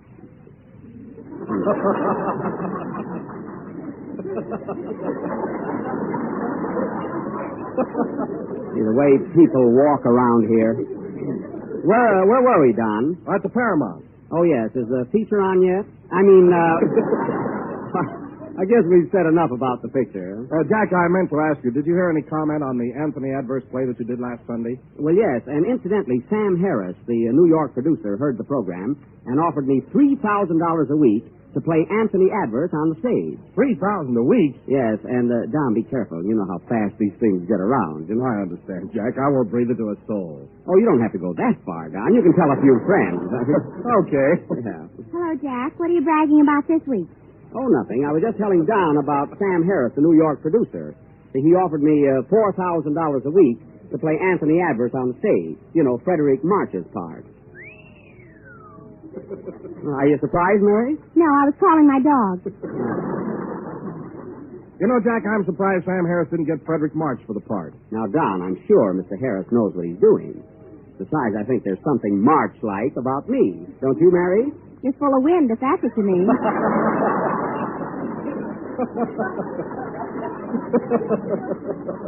I didn't mean the month of March, Miss Livingston. Anyway, I don't know what to do about the offer. Do you think you'll take it, Jack? Oh, I don't know. Say, $5,000 a week is quite attractive, you know. Gee, I can hardly believe it. Neither do I. Well, it's the truth. And by the way, Mary, remember, keep it strictly confidential, you know? Don't worry, Jack. I'll tell everybody. Thanks, yes. Showing off because Loretta Young is sitting in the audience. Oh, I forgot to tell you, Don, Sam Harris... Let's give Loretta a nice hand for all her work in the picture. You know, Don, Sam Harris wired me to select my own leading lady out here in Hollywood. Nice gesture on his part. Yeah, it surely was. See, I don't know who to pick out. I have so many favorites. Mary, who's your favorite movie star? Cary Grant. Fine. I'll look nice playing opposite Cary Grant. I mean, your favorite leading lady. Oh, I don't know. I like Universal. Universal? A movie star? Yeah, she works at Metro. That's Una Merkel. Oh. Universal. Say, she wouldn't be bad, you know. Love sends a little gift of Kenny. Hello, Jack.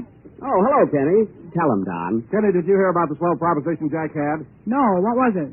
Oh, nothing, Kenny. Sam Harris just offered me $7,000 a week to play Anthony Adverse. 7,000? What happened to 6?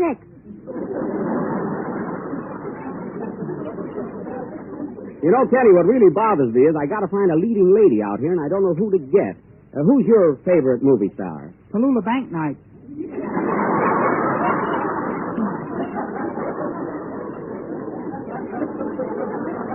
Tallulah Bank Night. Kenny, you mean Bankhead. It's not Bank Night.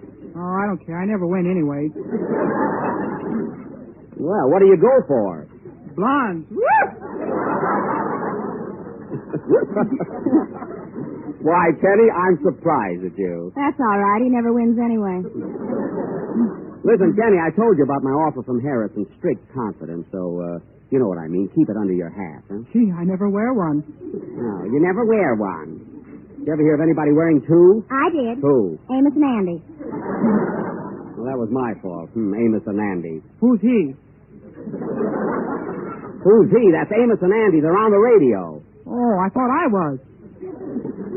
You know, Jack, that Kenny gets dopier every day. Oh, he does not. He does, too. He does not. Don't listen to him, Mary. Why, Kenny, what's the matter with you? I was sticking up for you. You weren't on. I was, too. Don't listen to him, Kenny. Oh, for heaven's sake. Play, Phil. I will not. You will, too. All right. He was the craziest mob I ever saw. You will not. You will, too. You will not. You will, too.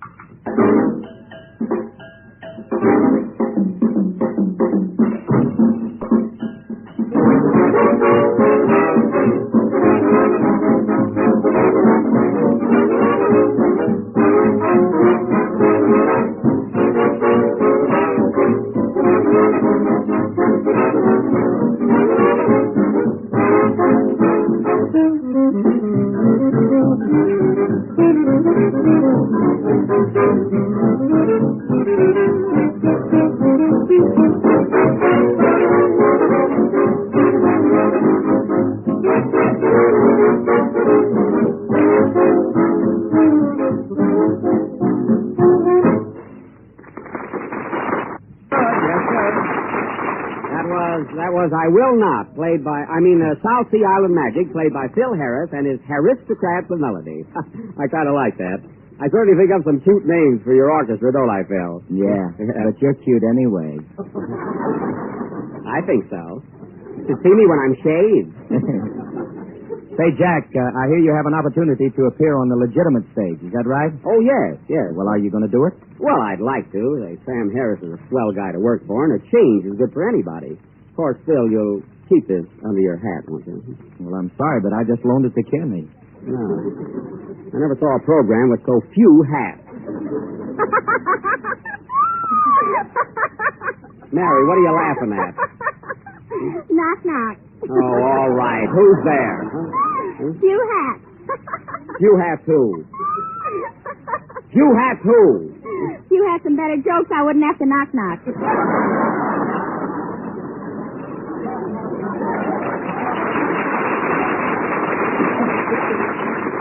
Now, isn't that silly? Well, Jack, I want to wish you a lot of success in your new venture. For it looks like you're going from one Harris to another. Oh, yes. Say, and Phil, you don't happen to be related to him, do you, Phil? No, Jack. You see, he spells his name H-A-R-R-I-S. I see. How do you spell yours? Y-O-U-R-S. Oh. Well, there is a difference there. Pardon me, Mr. Harris. I just finished the arrangement of your last number. Do you mind if I leave now? No, go right ahead. Oh, just a minute. Say, Jack, you haven't met my new arranger, have you? No. Well, I want you to shake hands with Mr. Blue. He's a great admirer of yours. Well, I'm very glad to know you, Mr. Blue. Oh, that's all right. Well, have you been with Phil a long time? Well, I used to have my own orchestra in San Diego, but I've been with this band now about 4 or 5 weeks. Oh, so you had your own orchestra, eh? Well, what made you give it up? Well, we were playing in a great big ballroom, an awful big place, but nobody ever showed up, and those things kind of depressed me.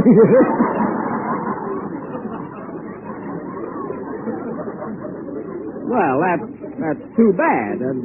And now you're an arranger. Are you from California? No, I'm a Texas Ranger. Very good, very good. Well, Mr. Blue, you know, I'm quite a musician myself. I'm a violinist. Oh, a fiddler, eh? Well, yes. In fact, the violin was really my first love. You don't say. Oh, yes, yes. Boy, were you jilted. Quiet. Well, I'm very glad to have met you, Mr. Blue. It's been a great pleasure, and I hope you'll be on this program for a long time. Thanks. I hope you will, too.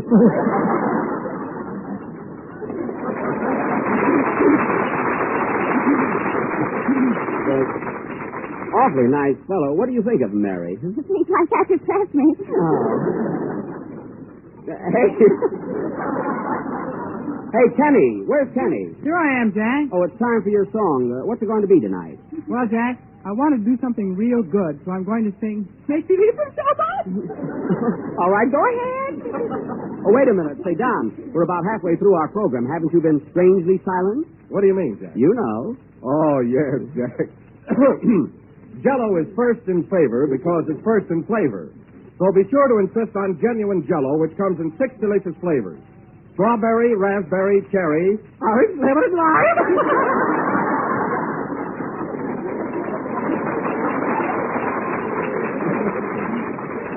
You know, we should have been vaccinated before Mr. Blue came in. Sing, Kenny, sing.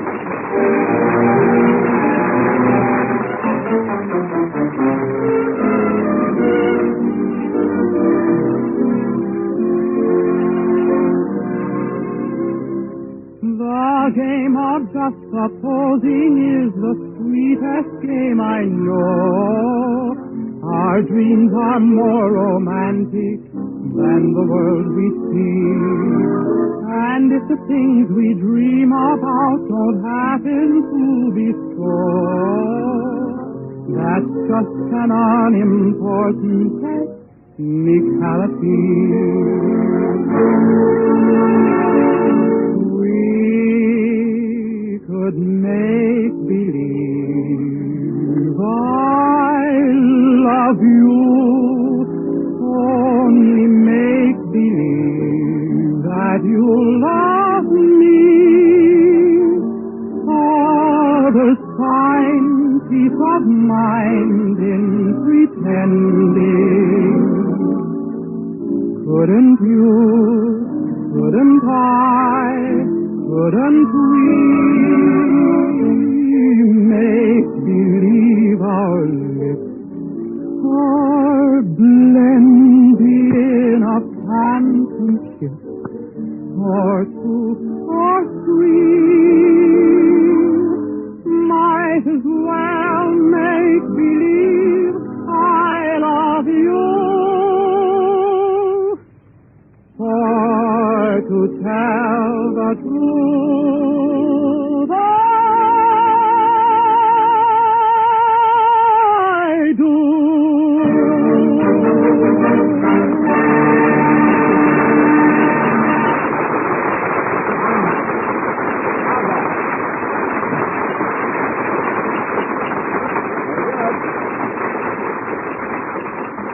That was Jerome Kern's Make Believe, sung by Kenny Baker with Phil Harris at the baton. And it really was thrilling. Jack, that's swell. Thanks a lot. Phil, I meant that for Kenny. Oh. Thanks, Jack.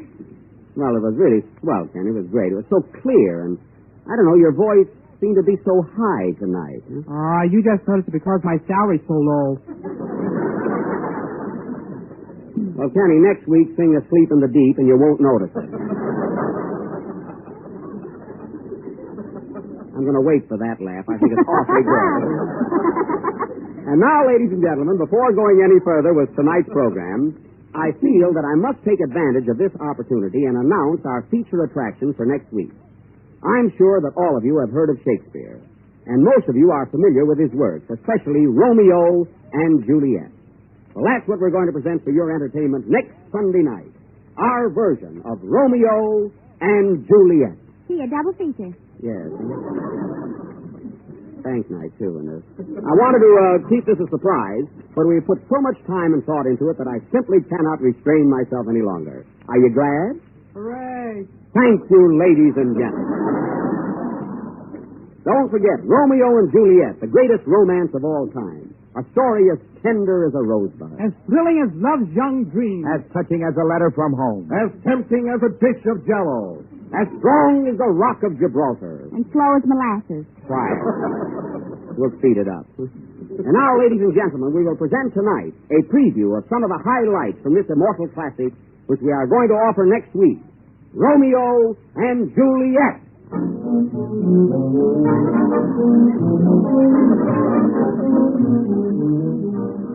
Romance. Ah, Juliet, my love. Wherefore art thou, Juliet? Up here on yon balcony. Come, climb up to me, Romeo. Wait, my sweet, whilst I build this ladder.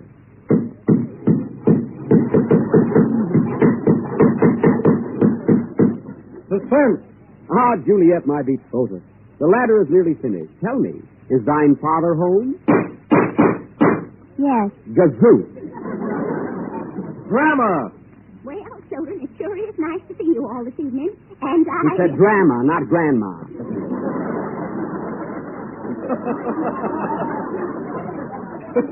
Oh, nurse. Tragedy. Ah, methinks my task is complete. I shall ascend yon ladder to my love. Ah, can this be the balcony? No, this is a mezzanine. The balcony is 3 flights up. Then I shall climb further.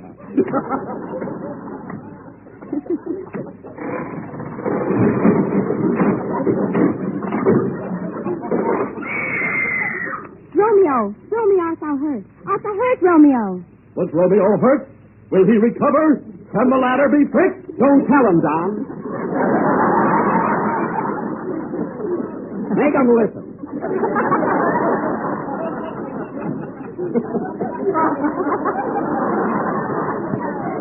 So, ladies and gentlemen,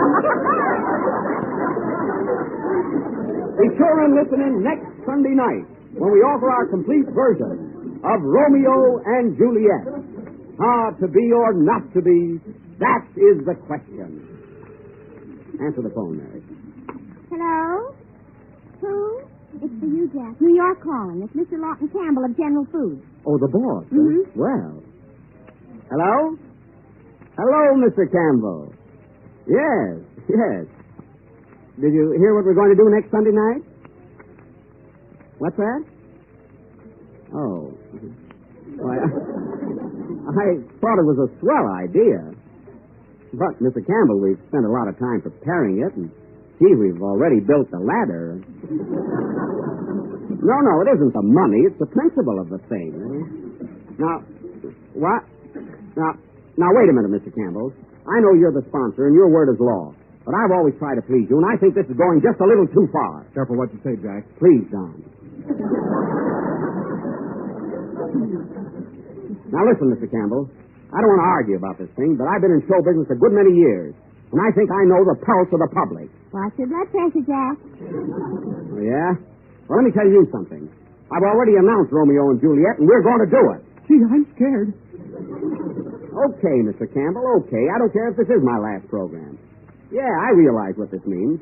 But whether you like it or not, Romeo and Juliet is going on next Sunday night. Goodbye.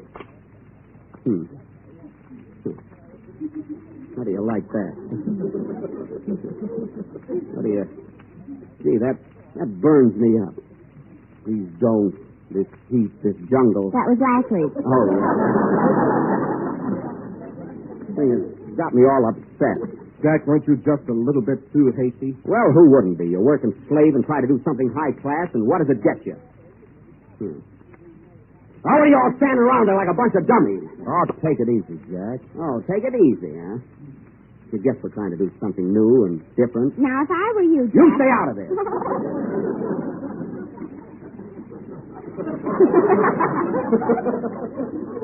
It ain't Charles Lawson talking either.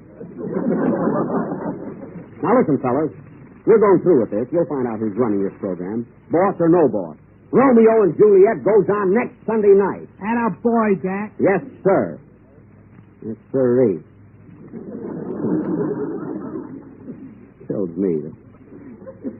Say, Don. Yes, Jack. Do you think there are enough people familiar with the story of this? Why, certainly, Jack. Every school child knows it. Well, I mean, do you think there are enough school children? I mean, you know, I don't want to do something What's the matter now? You trying to get out of it? Who, me? No, but you have to be careful about Romeo and Juliet. It's a little risque, you know. I have to watch out for the kiddies. Also your job. Yes. Oh, it isn't that. I just don't believe in dashing into things blindly. And then, I don't know, Romeo and Juliet isn't topical. Why, it is too, Jack. The picture's out and everybody is talking about it. That's what I mean. It's too topical. Now, listen, fellas, maybe we ought to postpone Romeo and Juliet. You know, we can always do it. And, give me the phone, Mary. Here it is. Oops. You're a little shaky there, Jack. No, I'm all right. Operator, give me long distance, please. Yeah. Say, you know what I think, Don? If we... long distance? I want to get New York City, Ashland, 8400. Yes, and hurry, please. Say, kids, you can all go home if you want to. I mean, there's no use hanging around here. There's nothing else to do. I'll see you later. Good night. Good night, fellas. So long. Hurry that up, operator. Dum, dum, dum, dum, dum. Da-dum, da-dum, dum. Hello? Oh, I thought I heard someone.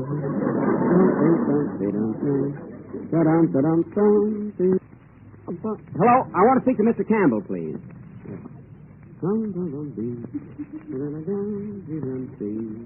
Mr. Campbell? This is Jack Benny again. Yeah. Yes. Say, when we were talking before, you know, when I was kidding about next week's program, well, this is awfully funny. I'll bet, Mr. Campbell, I bet you really thought we were going to do Romeo and Juliet. You did? That's one on you.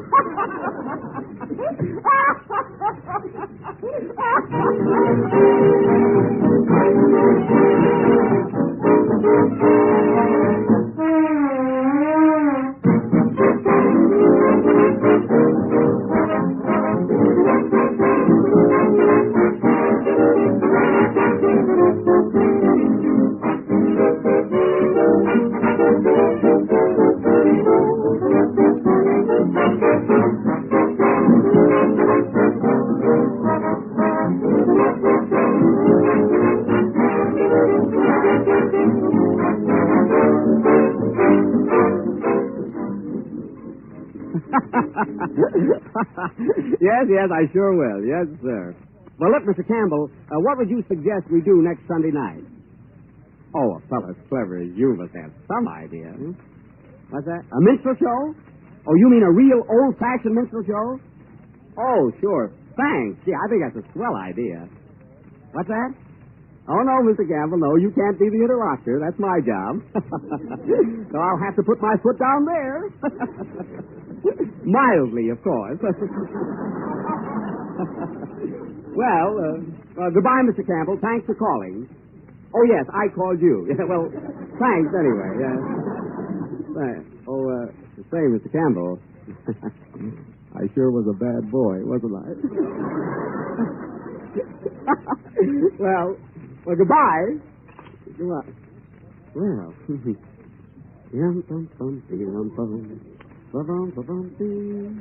Oh, Jack. Why, Mary, I thought you went home. Well, I decided to wait for you, Jack. I was a little worried. Oh, everything is okay. And in fact, I have a surprise for you, Mary. I just thought of a terrific idea. You know what I think we ought to do next Sunday night? What? A minstrel show. A real old-fashioned minstrel show. Gee, that's swell. Do you think Mr. Campbell let you do it? Oh, I think so. He's a regular guy. They say if he tried to stop me from doing that, I'd really blow up. Jack, what made you think of a minstrel show? Oh, I don't know. It just flashed through my mind. I guess you'd call it inspiration. You know what inspiration means, Mary, huh? Yeah, an order from the boss. You little eavesdropper. Say, Mary, if you wait a few minutes, I'll take you home. Okay. I won't be long. Okay. Play, boys. Bum, bum, bum.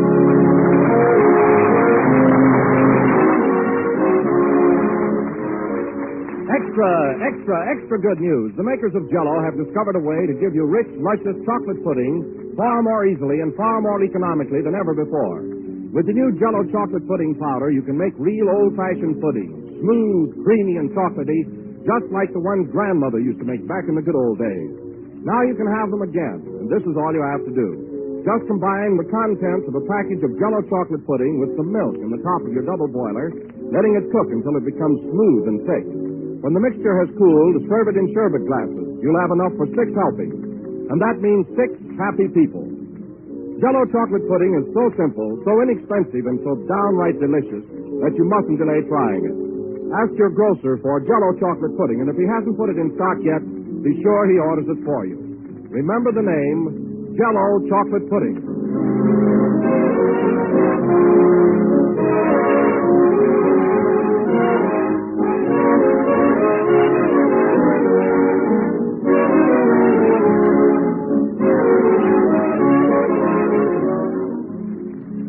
Last number of the 4th program in the new Jell-O series, and we'll be black next week with our minstrel show. Get it? Mr. Benny. Oh, Mr. Blue, are you still here? Say, I heard you talking about that minstrel show next week, and I'd like to be in it.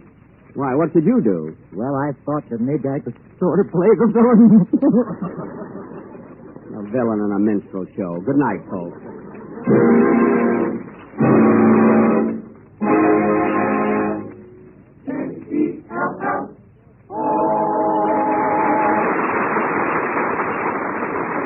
The Tune of Fine Romance by Jerome Kern is from Swing Time. This program originated in the NBC studios in Hollywood. This is the Red Network of the National Broadcasting Company.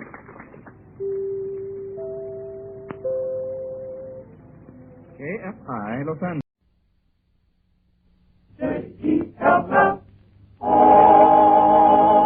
The Jell-O program, starring Jack Benny with Mary Livingston and Phil Harris and his orchestra. The orchestra opens the program with Alabama Barbecue from the 27th edition of the Cotton Club Parade.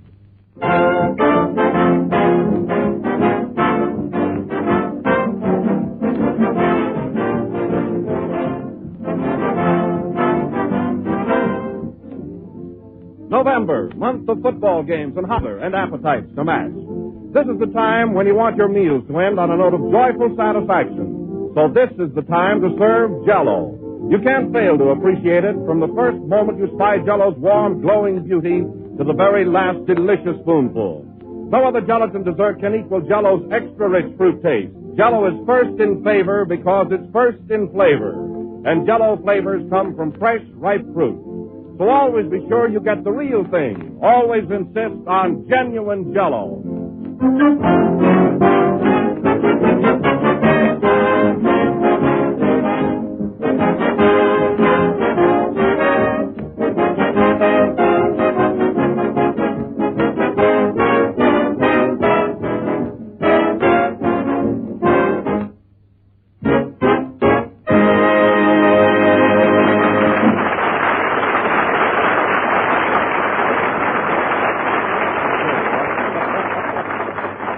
And now, ladies and gentlemen, we bring you that leftover ghost for the Halloween, Jack Benny.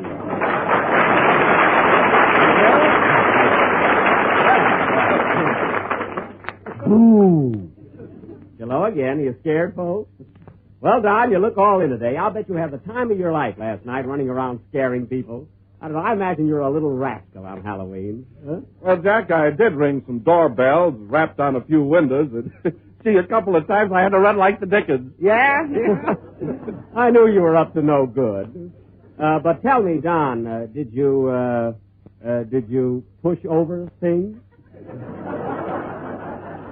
Why, no, Jack, not in years. That's right. Times have changed, haven't they, Don? But that's what I like about you, Don. You're still a kid at heart. Yes, sir. Well, what did you do for excitement last night? Oh, I had a lot of fun. I took my violin, and every time I came to an open window, I played Love and Bloom. You did? Yeah, gee, a couple of times I had to run like the dickens. Then after that, I went to a masquerade party at Phil Harris's house. You know, one of those parties where everybody comes in different disguises, you know. Well, how did you dress, Jack? Oh, I didn't bother much. I just stuck 40 candles on my head and went as a birthday cake. Funny, I didn't see you there, Don. Why, I was there, Jack. You were? Sure, I sat on a plate all evening with a lot of sliced bananas around me. Oh, you were that dish of Jell-O. Oh, certainly. Well. Hello, Jack. Hello. Say, didn't you recognize me at the party? No, Mary, I didn't know you were there. How are you disguised? Well, I had on a big red hat with a long yellow feather, tan button shoes. Then I had a brown fur piece around my neck, a parasol in one hand, and a bookcase in the other. Well, Mary, what were you supposed to be? A rummage sale. Oh. Hey, Jack, you certainly looked funny with those candles on your head last night. Oh, were you there too, Kenny? I didn't see you. Sure, I was there. I got the first prize. Oh, no kidding. You did. What was it? And they let him wash the dishes. Oh. Well, congratulations, Kenny. Say, Jack, not changing the subject, but, well, come here a minute, will you? What is it? Have you ever voted? Voted? Oh, sure, Kenny. Why? Well, look, I'm going to vote next Tuesday for the first time, and there's only one thing that kind of bothers me. Well, what is it, Kenny? I'll be glad to help you out, you know. Well, I know where I'm supposed to go and everything, but, well... But what? What's bothering you? Well, when you get in that booth and you pull a curtain around you, do you have to take a shower?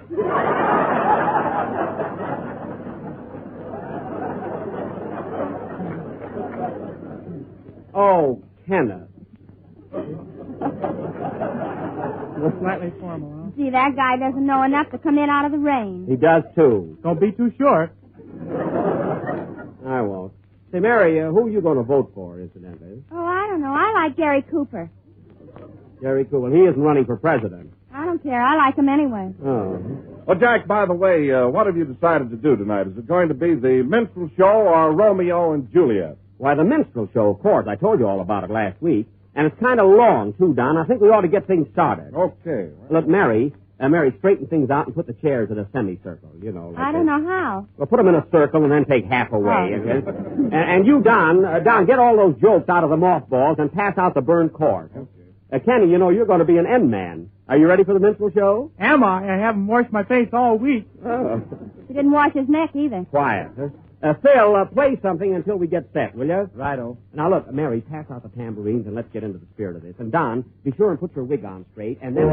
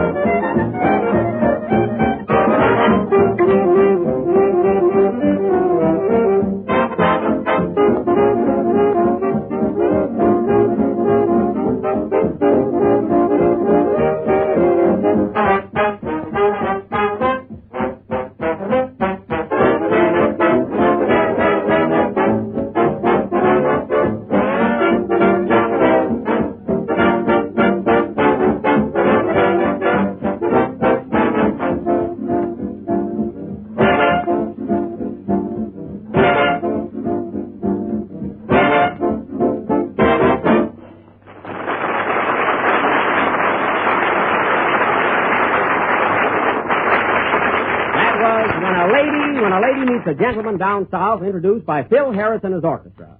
And now, ladies and gentlemen, we present for your entertainment Doc Benny's world-renowned minstrel. The scene opens on the main street of that thriving metropolis, Sponge Cake, Missouri. Time, July 1st, 1906. Take it away, boys.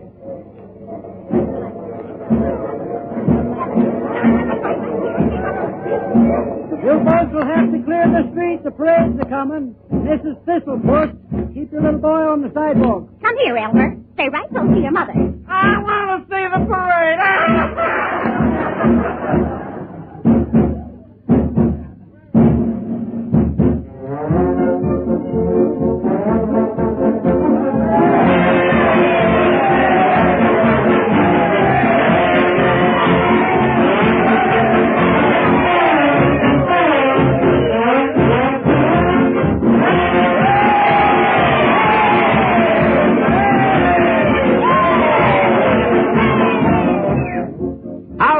Howdy, this is Doc Benny's Minstrels back in your hometown. Glad to see so many bright and smiling faces here to greet us.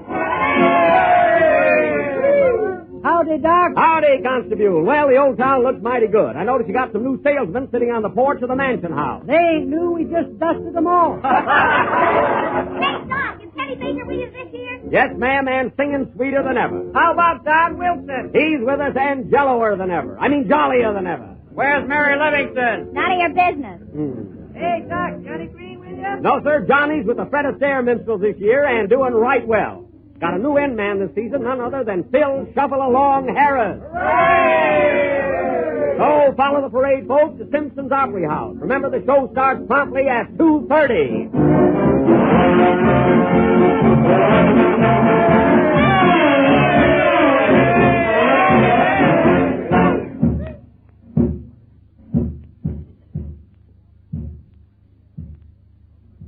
We now take you to Simpson's Opry House, where Doc Benny's Minstrels are about to begin.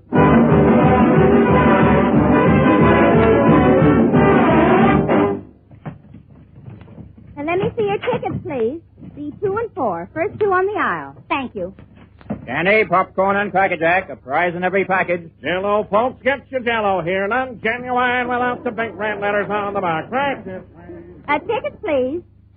Seats 2, 4, 6, 8, 10, and 12. Right this way, Mrs. Dion.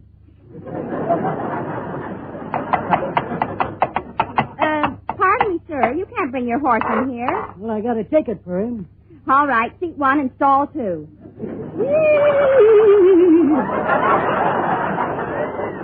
Candy, popcorn, Cracker Jack. Hay, oats, and water. Tickets, please. Ladies and gentlemen, your attention please for a few moments before the show begins.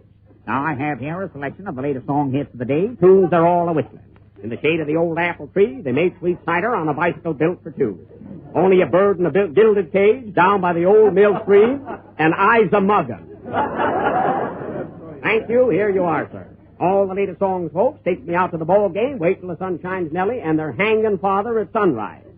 That's the new swing tune. Get 'em while they're hot, folks. Have you got Sweet Sue? Had her, but she got away. Any other song, folks? Last chance before the curtain goes up. Overture, overture. The Doc Benny Minstrels.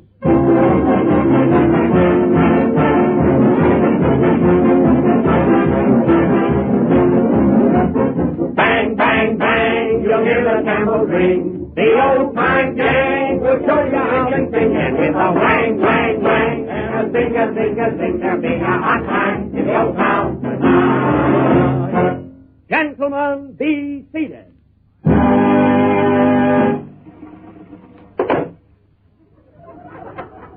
Well, Mr. Harris. Yes, Mr. Interlocutor. How are you feeling this evening? Well, sir, in the words of the poet, I scintillate. Well, that's good. And you, Mr. Baker? I'm feeling fine, Mr. Benny. Most insignificant cows. That's something. And how are you feeling, Miss Livingston? I'm glad to hear it. Oh, Mr. Benny. Yes, Mr. Wilson? Why don't you ask me how Mama feeling? Be patient, Brother Wilson. I was coming to you. Well, when you get there, I wish to convey that I'm feeling mentally and physically superfluous. Well, what makes you so happy, Mr. Wilson? I got a right to be. I got a wife and a cigarette lighter, and they's both working.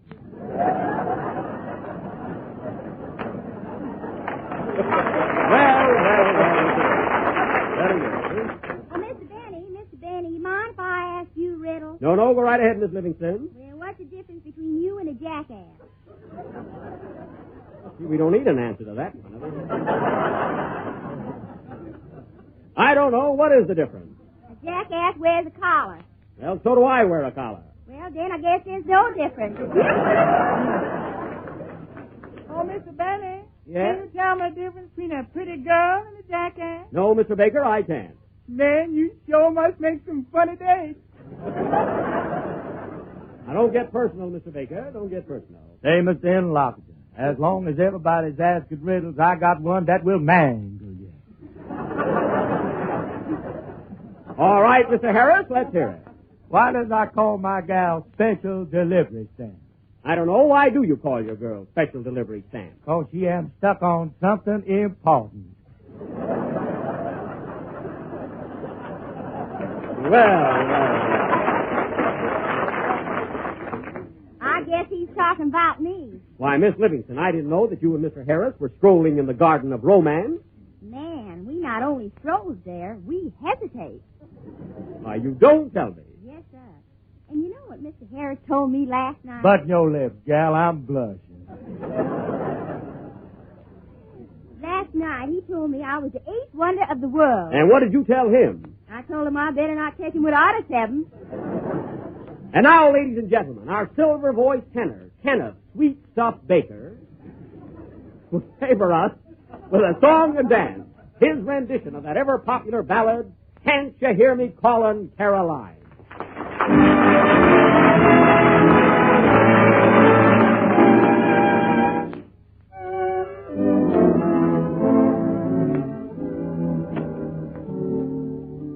I miss you in the morning when old Bob White gives his call.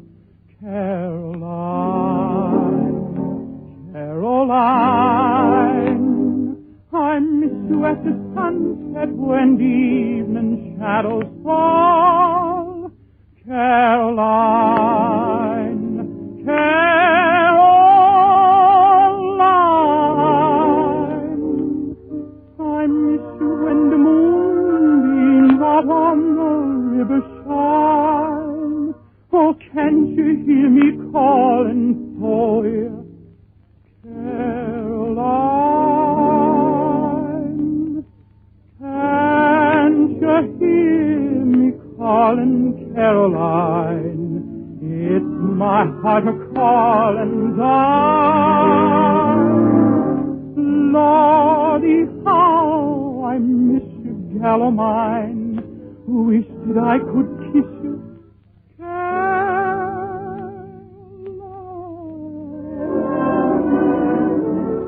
Ain't no use now for the sun to shine.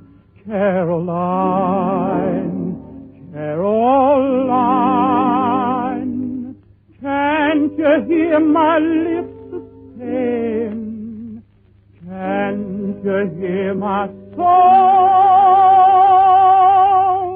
a-praying? Can't you hear me calling, Caroline?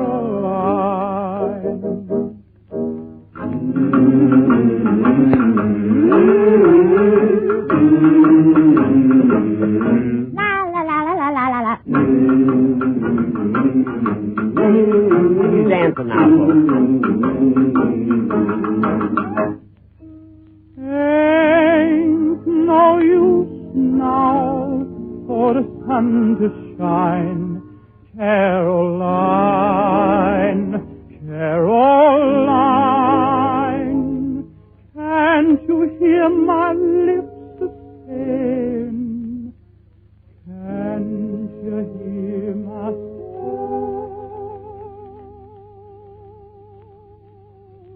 a-praying?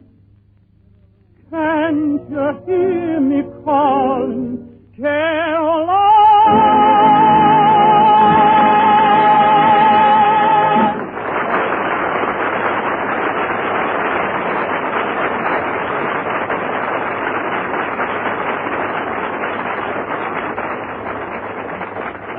That was very good, Mr. Baker. Excellent. Thank you, sir. Yes, sir. That was rendered with feeling, sweetness, and tenderness. I didn't like it. Why, Mr. Harris, I notice that you and Mr. Baker have been quarreling quite a bit of late. What have you got against him? Nothing except he's dishonest, disloyal, and uncouth. That's all. Oh, come now. That's a fine way to talk after I'm invited over my house for dinner. Who cares? Don't you remember that nice fat chicken I served you? Remember it, man. I recognize it.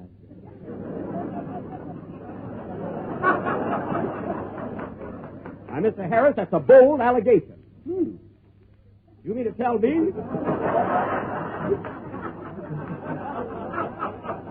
You mean to tell me that Mr. Baker has been stealing your chickens? Not only that, he's been taking them home and executing them. Well, I am surprised. Why, Mr. Baker, don't you know the good book says thou shalt not steal? Yeah. And don't the good book say thou shalt not kill? Yeah. And don't the good book say thou shalt not covet thy neighbor's chicken? Yes. It says thou shalt not covet thy neighbor's chicken. I didn't cover them. I just took them out the way it was. He admits it, Mr. Harris. Yes, and the next time I catch him round my hen house, I'm going to settle one question that folks has been discussing for a long time. What's that? Can the dead speak?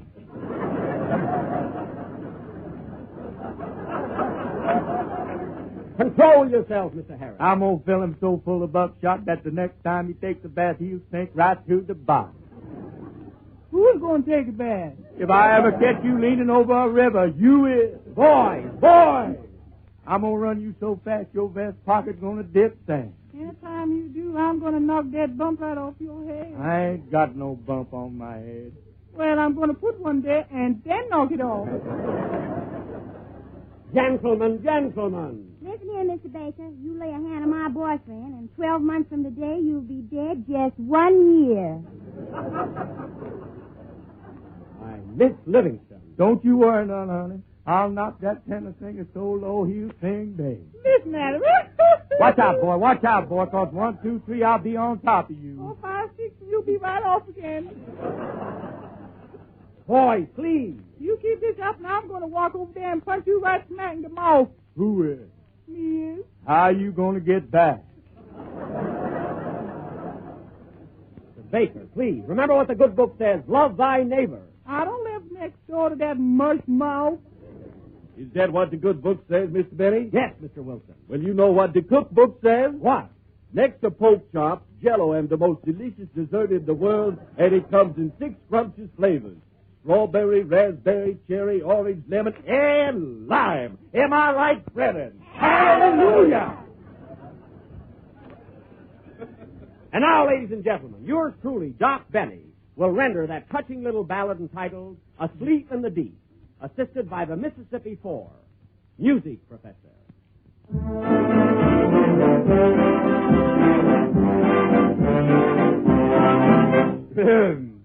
Loudly the bell ring, ring, ring, in the old tower ring, bidding us listen to the warning it brings. Punk!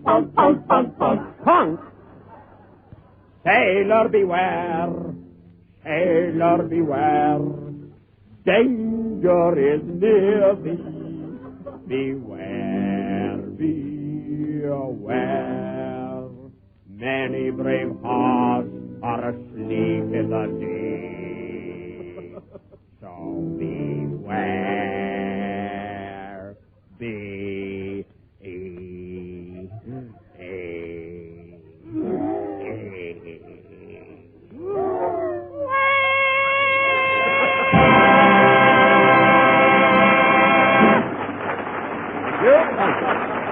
Thank you. And now, ladies and gentlemen, as you all know, every minstrel show has an afterpiece. And ours will be no exception. Tonight we are going to offer... Mary, come here a minute. Remember last Sunday our sponsor told us we couldn't do Romeo and Juliet? Yes. Well, I know a way we can do it tonight and disguise it so he'll never suspect. How? Leave it to me. Ladies and gentlemen, tonight we are going to present our version of the greatest love story of all time, entitled Boy Meets Girl on a Balcony.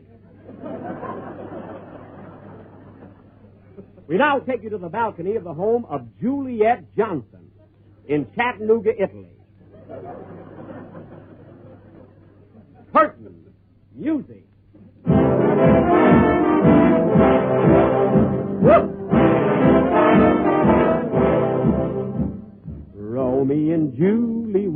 sweetheart. And oh, how that roll me could love. Catch on, folks. Yum-ba-bum-ba. Hey, Julie. Julie. Who's that calling me? Oh, Julie. That you, Romeo? It ain't Hamlet. I can't see you down there. Romeo, Romeo. Wherefore is you, Romeo? Here I is, gal, right below yon balcony. Well, get thee on that ladder, son, and come right up here. Forsooth, honey, I'll be there forsooth. Ya come!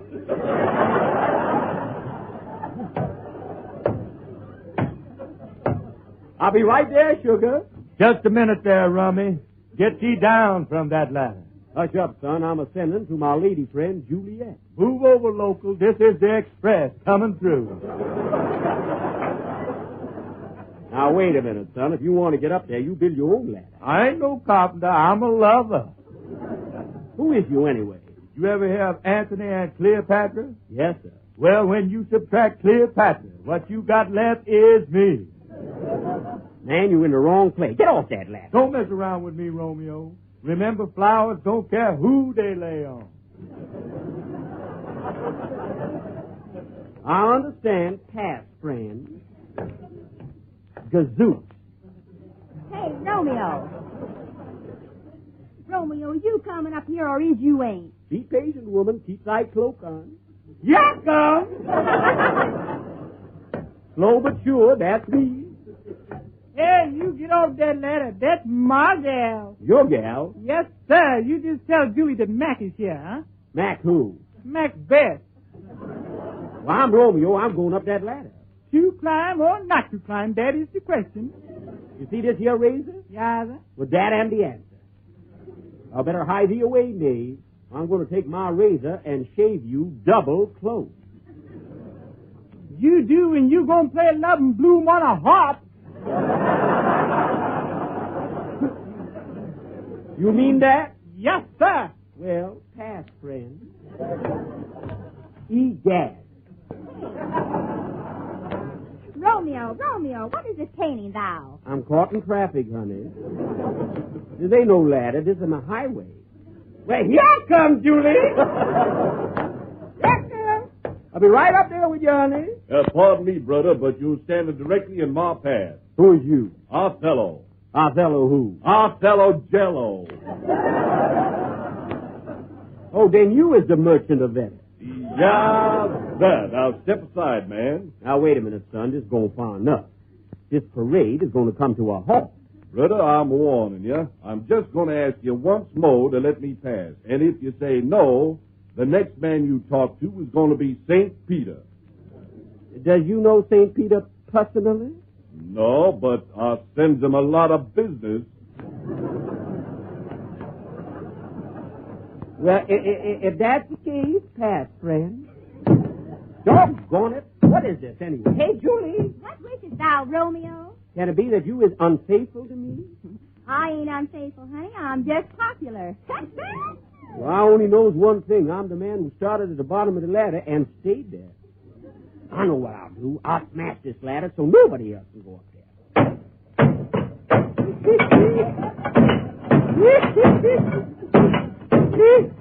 I'd like to see somebody else get up on that balcony. Out of my way, half-pint.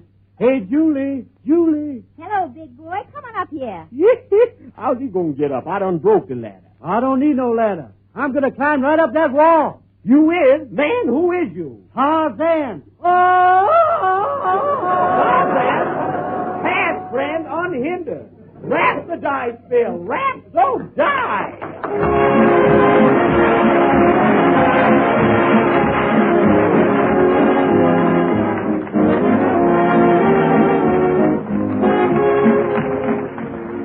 Everyone likes the excitement of thrilling new things, and that's one reason for liking Jell-O chocolate pudding. It's brand new, but it's also much more than that. It's the grandest chocolate pudding you've ever tasted since the days when you begged for it at home. You remember that mellow homemade flavor? Smoother, creamier, more chocolatey? Well, that's just what Jell-O chocolate pudding brings you. It's all yours to enjoy. Just listen to how easily you can make Jell-O chocolate pudding. Mix the contents of one package with some milk in the top of your double boiler, letting it cook until it's smooth and thick. Then, when the mixture's cooled, pour it into sherbet glasses, and you're ready to serve chocolate pudding that's a real triumph of luscious goodness. Each package gives you 6 servings and sells for the same low price as Jell-O. Ask your grocer for Jell-O chocolate pudding in the morning. If he hasn't put it in stock yet, be sure he orders it for you. Remember the name, Jell-O chocolate pudding.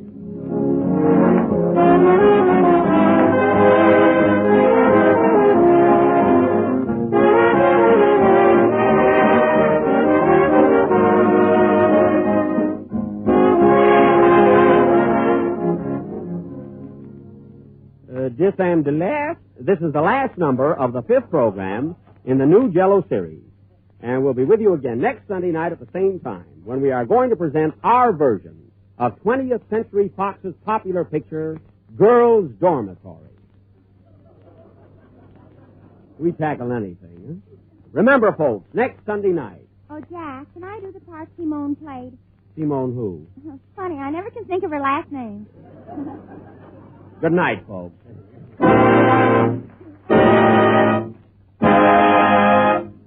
J-E-L-L. The tune, The Night is Young and You Are So Beautiful, is from Billy Rose's Casa Manana. This program has come to you over the Red Network from the NBC studios in Hollywood. This is the National Broadcasting Company. KFI Los Angeles. 5 seconds before 9. Attention, one-day sale tomorrow at... Now, wait a minute. Does it go like this?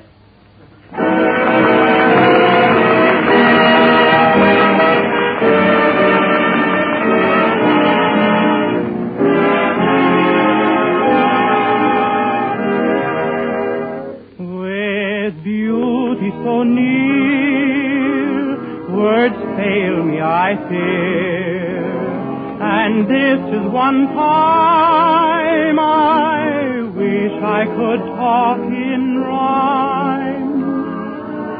An artist in love would need, it is true, heaven above if he would paint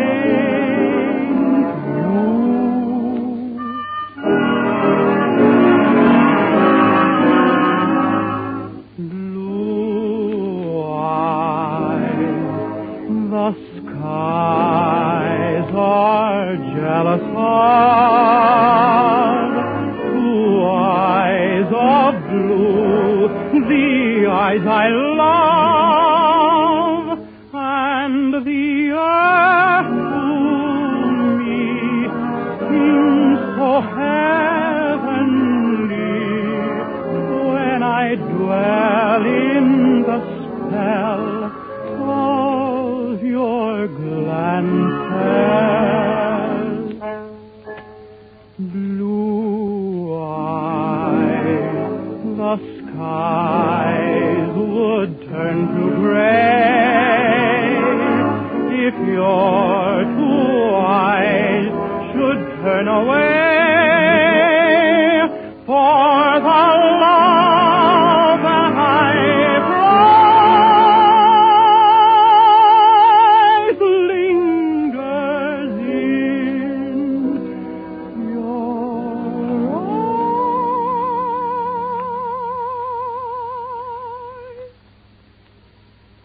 Blue eyes, so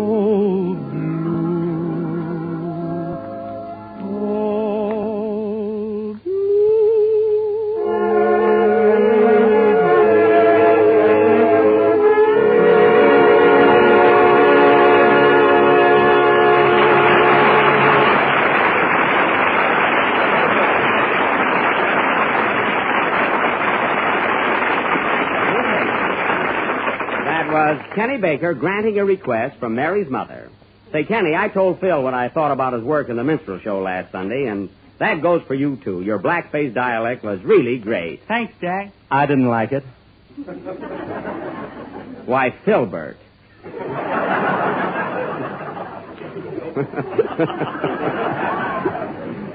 And now, folks, as we announced last Sunday, tonight we are going to offer our version of that current 20th Century Fox picture, Girls' Dormitory. I will play the part of the hair director of the school, which was enacted by Herbert Marshall. Simone Simone's role will be played by Mary Mary. Pronounced Mary Mary. And Don Wilson will play the part of the dormitory. Now, as you folks all know, Girls' Dormitory is a story about a school for girls only. But inasmuch as we are a little short of actresses on this program, the girls will have to be played by the male members of our cast. Is that okay with you fellas? I mean, will you play the parts of girls? Sure. I will, too, but I'll feel silly. Yeah. Now, I think we need 2 or 3 more people. Say, Phil, would any of your boys in the orchestra be willing to help out? Why, certainly, Jack. You can have my arranger. You remember Ben Blue. Oh, yes. You introduced me to him a couple of weeks ago. Yeah. Say, Ben. Oh, Mr. Blue, would you like to help us out in our little play this evening? Well, it's a little bit out of my line, Mr. Benny, but if everybody else is willing, I guess I can do it, too. Now, you know, this is a schoolroom scene. You've been to school, haven't you? Yes, but I never liked school very much, so I quit when I was about 35.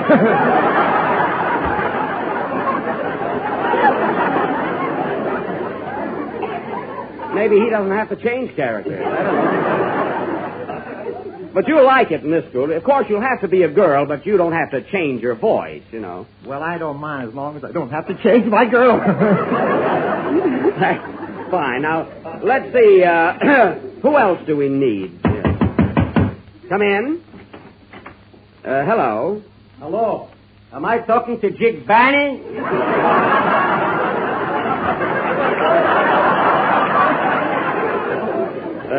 Yes, sir. What can I do for you? Here's my car. Take a look and don't bend it.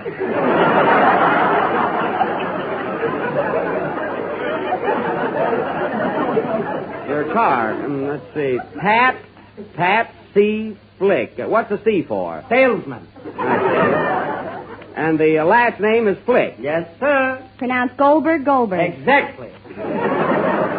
Now, Mr. Benny, I understand you're putting on tonight a show entitled Girls' Dormitory. Yes, sir, but what's that got to do with you? I sell doormats. Now, look here, Mr. Flick, I don't need any doormats. What I need are actors. Can you act? Can I act, he's asking. I've been a Hector since Hector was a pup. Well, look, I'll give you $5 if you go into our show. What do you say? Make it $7.50. No, $5. $7.50. Take it or leave it, and don't leave it. Now listen, I'll give you $5, and that's final. Do you want it or not? Well, give me time to think it over. I'll take it. Now remember, this is Girls' Dormitory, so I'll call you Patricia. Call her. I'll be glad to meet her. Well, I guess we're all set then, fellas, and we'll go into our sketch immediately after the next number. Play, Phil. $5. What a chiseler.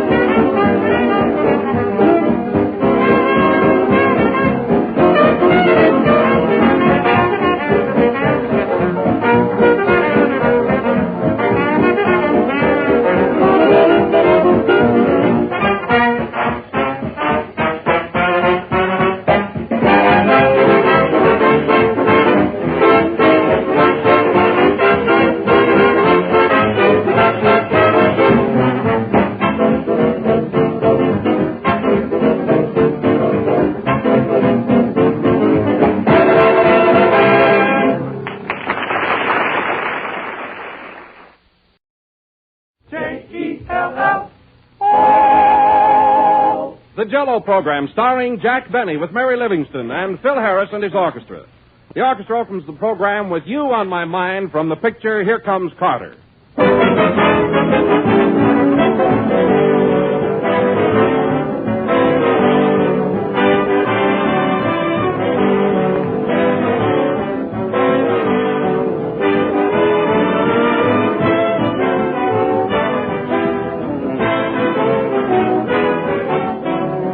One of us has a favorite dessert, but once in a while, some particular dessert becomes everybody's favorite.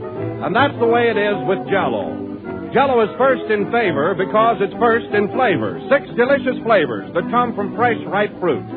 Jell-O brings you added true fruit goodness, and that's why it's the fastest-selling gelatin dessert in the entire world today. But remember that Jell-O and only Jell-O brings you that swell, extra-rich fruit taste. So whenever you want a dessert that looks good, tastes better, and costs very little, serve Jell-O. Only be sure you get the real thing. Look for the big red letters on the box. They spell Jell-O.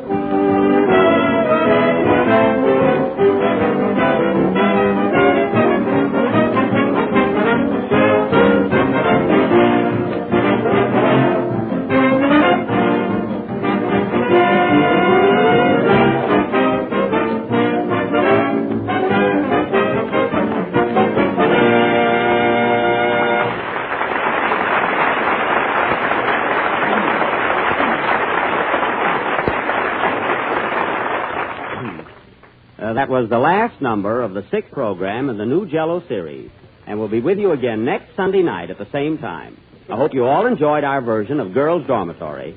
Come on, Mary, I'll take you home. I just got here. Oh, good night, folks. Hey, Jack, what's the idea? You're still on last week's show. Oh, I know, Don, but we were so rushed last Sunday that we didn't have time to finish the program, and I never like to leave things undone, you know. Well, Jack, when shall I start tonight's show? Right now, go ahead. Okay, let's go. Jell-O. The Jell-O program starring you-know-who with Whozus and his orchestra. The orchestra opens the program with whatchamacallit from the motion picture of the same name. And now, ladies and gentlemen, we bring you the man who got up on the wrong side of the program, Jack Benny.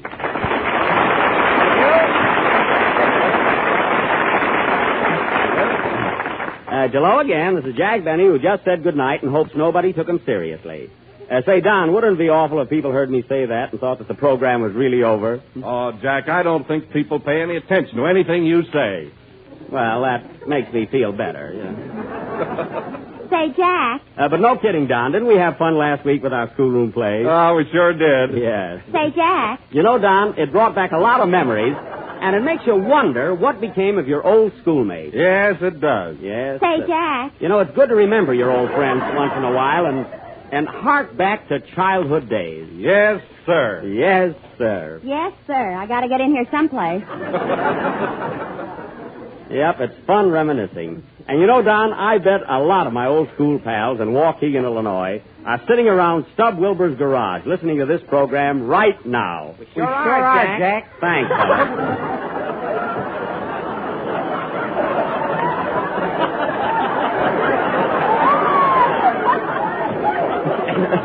You see, Don? And you know, Don, when I went to school, we used to have a lot of winter sports in Waukegan. Say, I'll never forget an old pal of mine, Joe Hickey. Many of the time, Hickey and I played hooky just to play hockey. You're a little hokey there, Jack. True, though. It's true. Oh, I bet those were the happy days. They sure were. And, oh, Don, that little schoolhouse. I can just see that little red schoolhouse nestled in the hills among those sturdy oak trees. What a dump. Now, I happen to have a picture of it here with me. Come here a minute, Don. Take a look at this. Oh, boy, what a quaint old building. Isn't it picturesque? Yes, sir. Look at that old-fashioned pump out in front. That's me, and my nose isn't that long.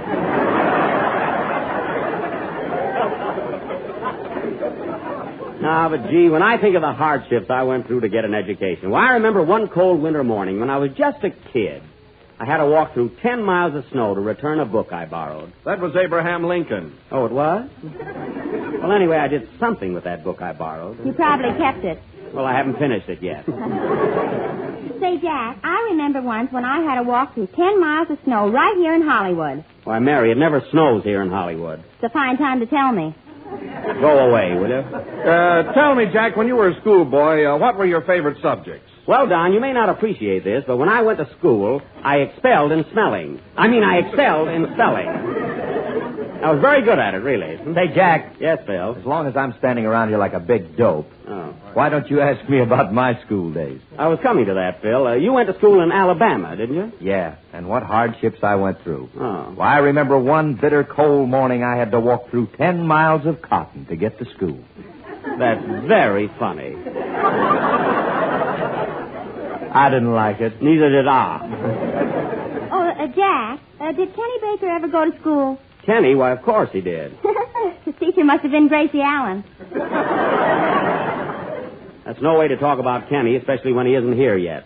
And that reminds me, I don't know whether you fellas know it or not, but tonight is Kenny's first anniversary on this program. It is? Yes, and I'm sure he doesn't know anything about it, so when he comes in, let's all give him a real welcome. I got a present for him, too. What'd you get him, Jack? I'm not going to tell you. It's a surprise. Oh, come on, tell us. No, I had to walk through 10 miles of bargain basements to get it.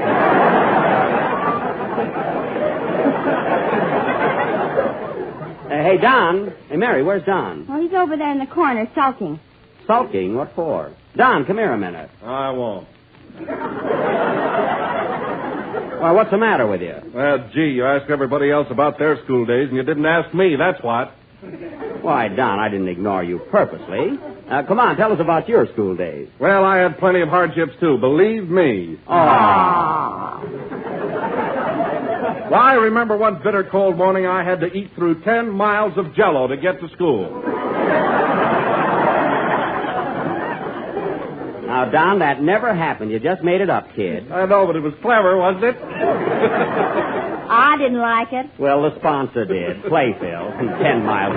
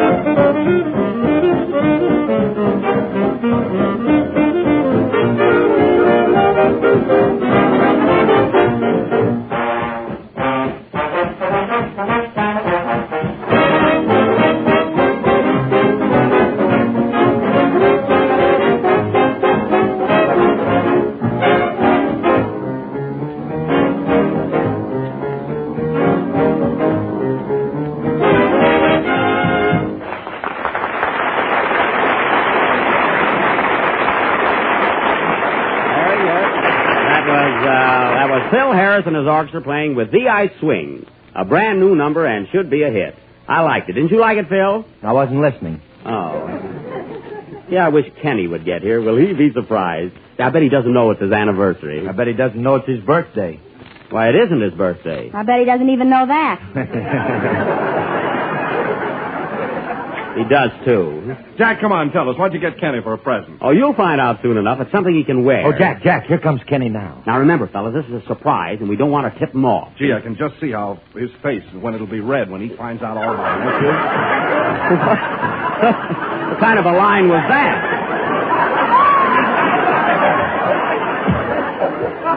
Don, just read the script. You know, what I wrote. Quiet. Here comes Kenny. Hello, Kenny. Hi, Kenny. Hi, fellas. Hello, Mary. Mary, why don't you answer him? I'm not going to give away the surprise. Kenny, come here a minute. Now think, Kenny. Do you know what day this is? Sure, it's my first anniversary. Well, oh, then you knew it. Yes, Kenny, it's your first anniversary. First anniversary of what? I knew he started out too good. Yeah. Look, Kenny, you've been on the Jell-O show exactly 1 year today. But to us, you're still the baby of our program. Baby? Yeah. Mary, what are you laughing at? Now I know what you bought for him.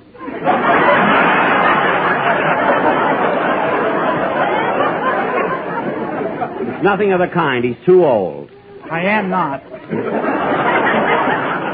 Well, anyway, Kenny, I want to congratulate you. You've been a great asset to our program, and I hope you'll be with us for a long time. Come on, fellas, let's all give Kenny a big cheer. Hooray! Wait for us, Kenny. Now, all together, boys.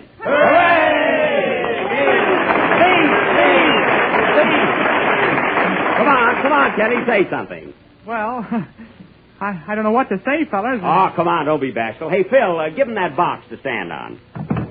And turn it around so they can all see the big red letters on it. Yes. All right, Kenny, you read that line all right, Don. All right, Kenny, let's have it. Nice speech. Attention, everybody. Well, fellow people, I am very happy to be here today, and I think that this, my first anniversary, is even better than my second one, and many more to come, which is certainly some stuff. What's he talking about? I don't know. It doesn't seem like I've been on this program a whole year, but I guess that's because we broke it up into half hours. Attaboy, Kenny. And furthermore, I wish to state that success hasn't gone to my head like it did to my good friend, Jack Benny.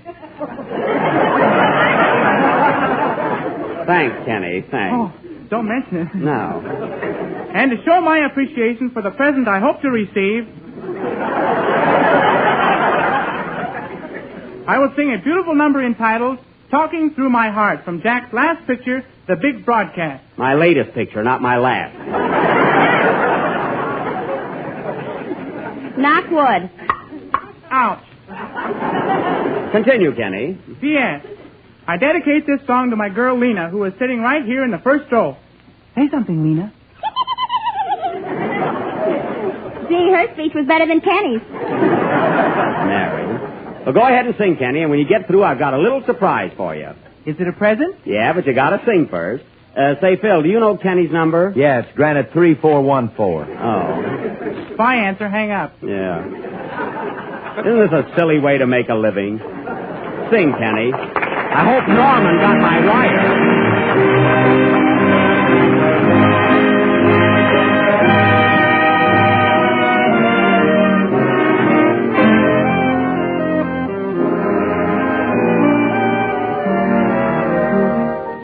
I confess my store of information is not complete in many ways. In school, I never was rated a star.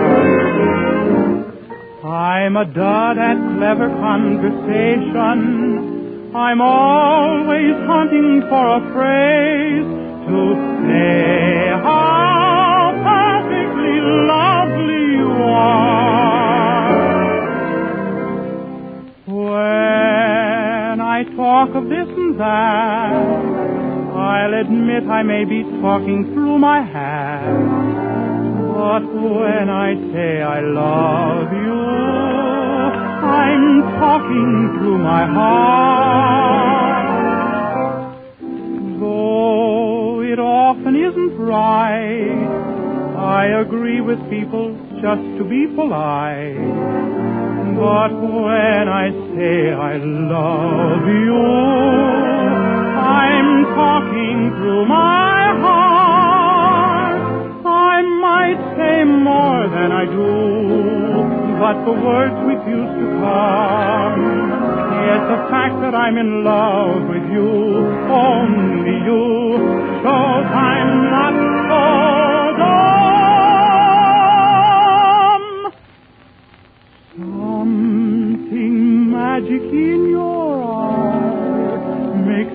are for me to see above the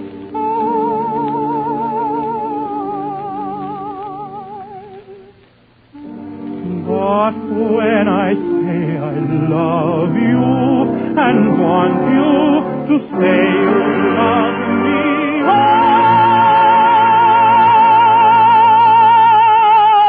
I'm talking to my heart.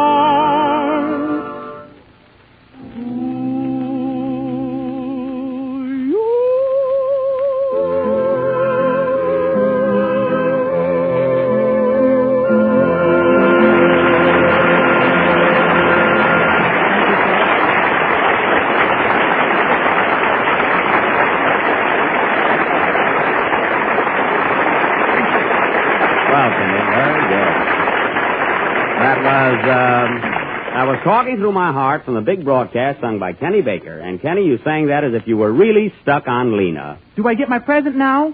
Yes, but it's a surprise. Now, first, I want you to close your eyes. Come on, Kenny, close your eyes. Both of them? Yes. Now, I'll give you a little hint as to what the present is. They come in pairs. They're made of metal. They have ball-bearing wheels. And you wear them on your shoes. Now, what are they? Bats. No, Kenny, look, Kenny, you go around on them and they have straps. Oh, a streetcar. Isn't that awful? Say, Jack. What? Why don't you try it with his eyes open? Now, wait, he can't be that bad. Look, I'll try it once more. Now, Kenny, listen carefully. Every child has them. Measles? No. Roller skates, roller skates!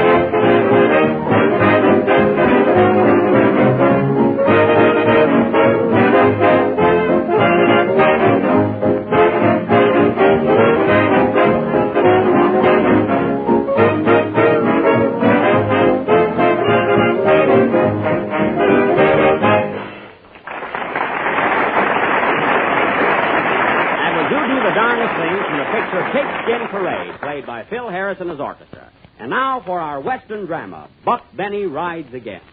The scene is the borrow, but don't pay bacco rancho. Curtain. Music.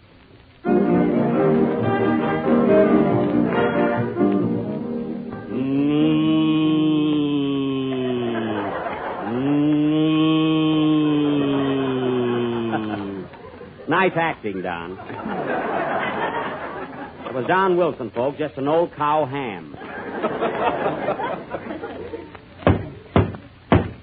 Come in. Hello, Daisy. Hello, tall, dark, and bow-legged. Looks like you spent a little time on a horse yourself.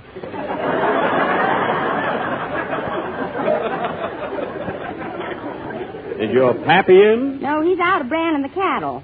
Where you been, Buck? I've been buck home for a couple of weeks. And I just got Buck.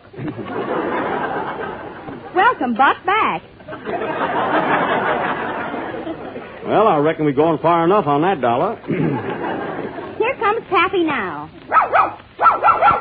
I said Pappy, not Puppy. Well, here I come anyway. Hello, Sam. Daisy tells me you've been out branding the cattle. Yep, but I had to stop. How come? Ran out of brandy. You know, Sam, there's been a lot of rustling going around here lately, and that's what I'm here to see about, as long as the brandy's all going. Yes, I know. I'm expecting the sheriff here any minute. Must be him now. Come in. Pardon me, I'm Officer Murphy, and I cover this beat. Are you Jack Benny? Yes, but I can't talk to you now, officer. We're right in the middle of our sketch. Sketch or no sketch, you listen to me. Does a lad by the name of Kenny Baker work here? Yes, why? Well, he was skating down Hollywood Boulevard and knocked over Tony's push cart with all his fruit on it, causing a lot of damage. He did? Yeah. Come in here, you two. Why, Kenny? I didn't mean to do it. Popra mia, my vissuto tu, ma bisnesso. Tecnicamente with the rest of my push cart. I couldn't help it. My banana, she's a flyer this way. My coconut, she's a flyer that way. My wife, she's a flyer this way. Now, don't get excited. Who's getting excited? I'm going to have this guy put in the jail. Take your skates with you, Kenny. Shut up for you. Gee, I'm scared. Sit down, Kenny. I'll handle this. All of my fruit is a squash. My banana is a squash. Everything is a squash. What am I going to sell? Squash. Shut up for you. Well, what do you want? I want money for damages. I must see my lawyer. You don't need a lawyer. We can settle this. Wait a minute. Don't settle anything. Now what? Hello, is this Dick Barney? Oh, you again. Are you this man's lawyer? You said it, Poopsie. Are your hands clean? Yes. Then here's my card.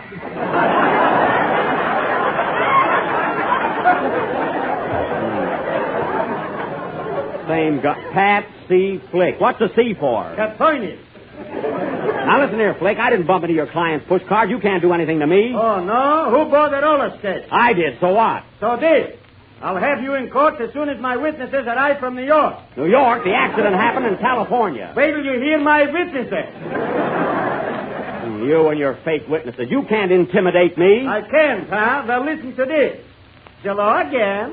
This is Dick Barney talking. I said intimidate, not imitate. Never mind that. How was I? Lousy. Shut up, are you? Quiet, Bambino. Now, look here, you can't blame me for this accident. I wasn't anywhere near the place. This the guy, he's a crazy. Pipe down, solo mio. I'll handle this. Listen to me, Boss Benny. Everything you said is irrelevant. And irrelevant never forget.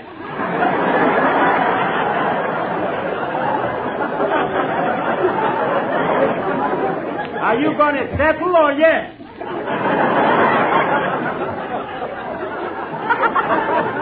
Well, if that's the case, what's the total damage? Well, the push cart will have to be repainted. That'll cost you $1,000. Repainted? $1,000 for painting a push cart? Who's going to do it, Michelangelo? Mary, is there anything else? Don't you forget of my wife. She's got the damage too. What's the matter with her? Well, in the push cart, she fall on top of her and knock out the 4 teeth. And now she cannot talk. All right, how much for that? Well, for that I allow you $5. Now, wait a minute. We're wasting a lot of time. How much cash will it take to settle this thing right now? $500. No, $600. Go on, take 5. No, $600. All right, $600. I'll give you $25. Okay. Well, thank heaven that's over. Here's your 25. Get out of here. Well, Tony, 50-50. Here's your 5. Come on.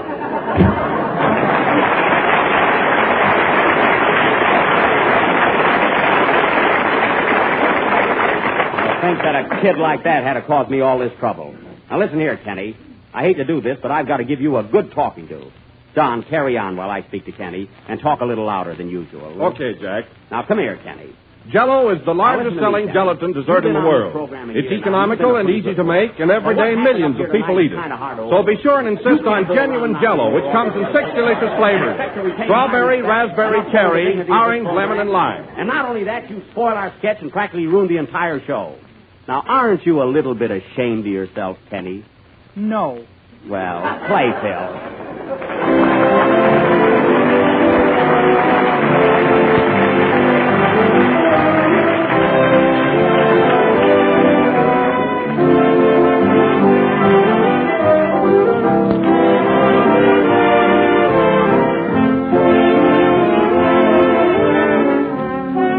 Everybody likes chocolates. Everybody likes pudding. And the perfect combination of both is found in Jell-O chocolate pudding. It's a new product with the grandest homemade flavor you've ever tasted. Smoother, creamier, more chocolatey. That's what everybody will say of Jell-O chocolate pudding. And it's amazingly easy and inexpensive to make. Here's all you do. Simply mix the contents of one package of Jell-O chocolate pudding with some milk in the top of your double boiler, letting it cook until the mixture is thick and satin smooth. It takes only about 10 minutes altogether. Then, after it's cooled, serve Jell-O chocolate pudding in sherbet glasses. You'll have a rich, delicious dessert that will win cheers from everyone who's lucky enough to be on hand. And remember, Jell-O chocolate pudding sells for the same low price as Jell-O, and one package will make enough for 6 luscious servings. Ask your grocer tomorrow for Jell-O chocolate pudding, and if he hasn't put it in stock yet, be sure he orders it for you.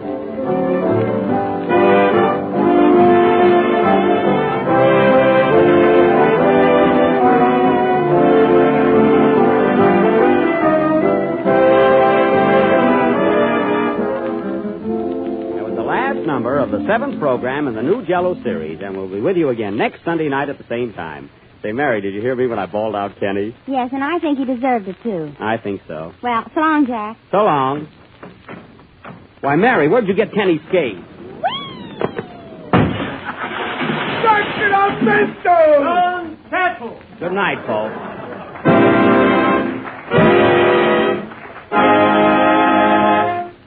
J-E-L-L. Pennies from Heaven is from the picture of the same name. This program has come to you from the NBC studios in Hollywood. This is the Red Network of the National Broadcasting Company.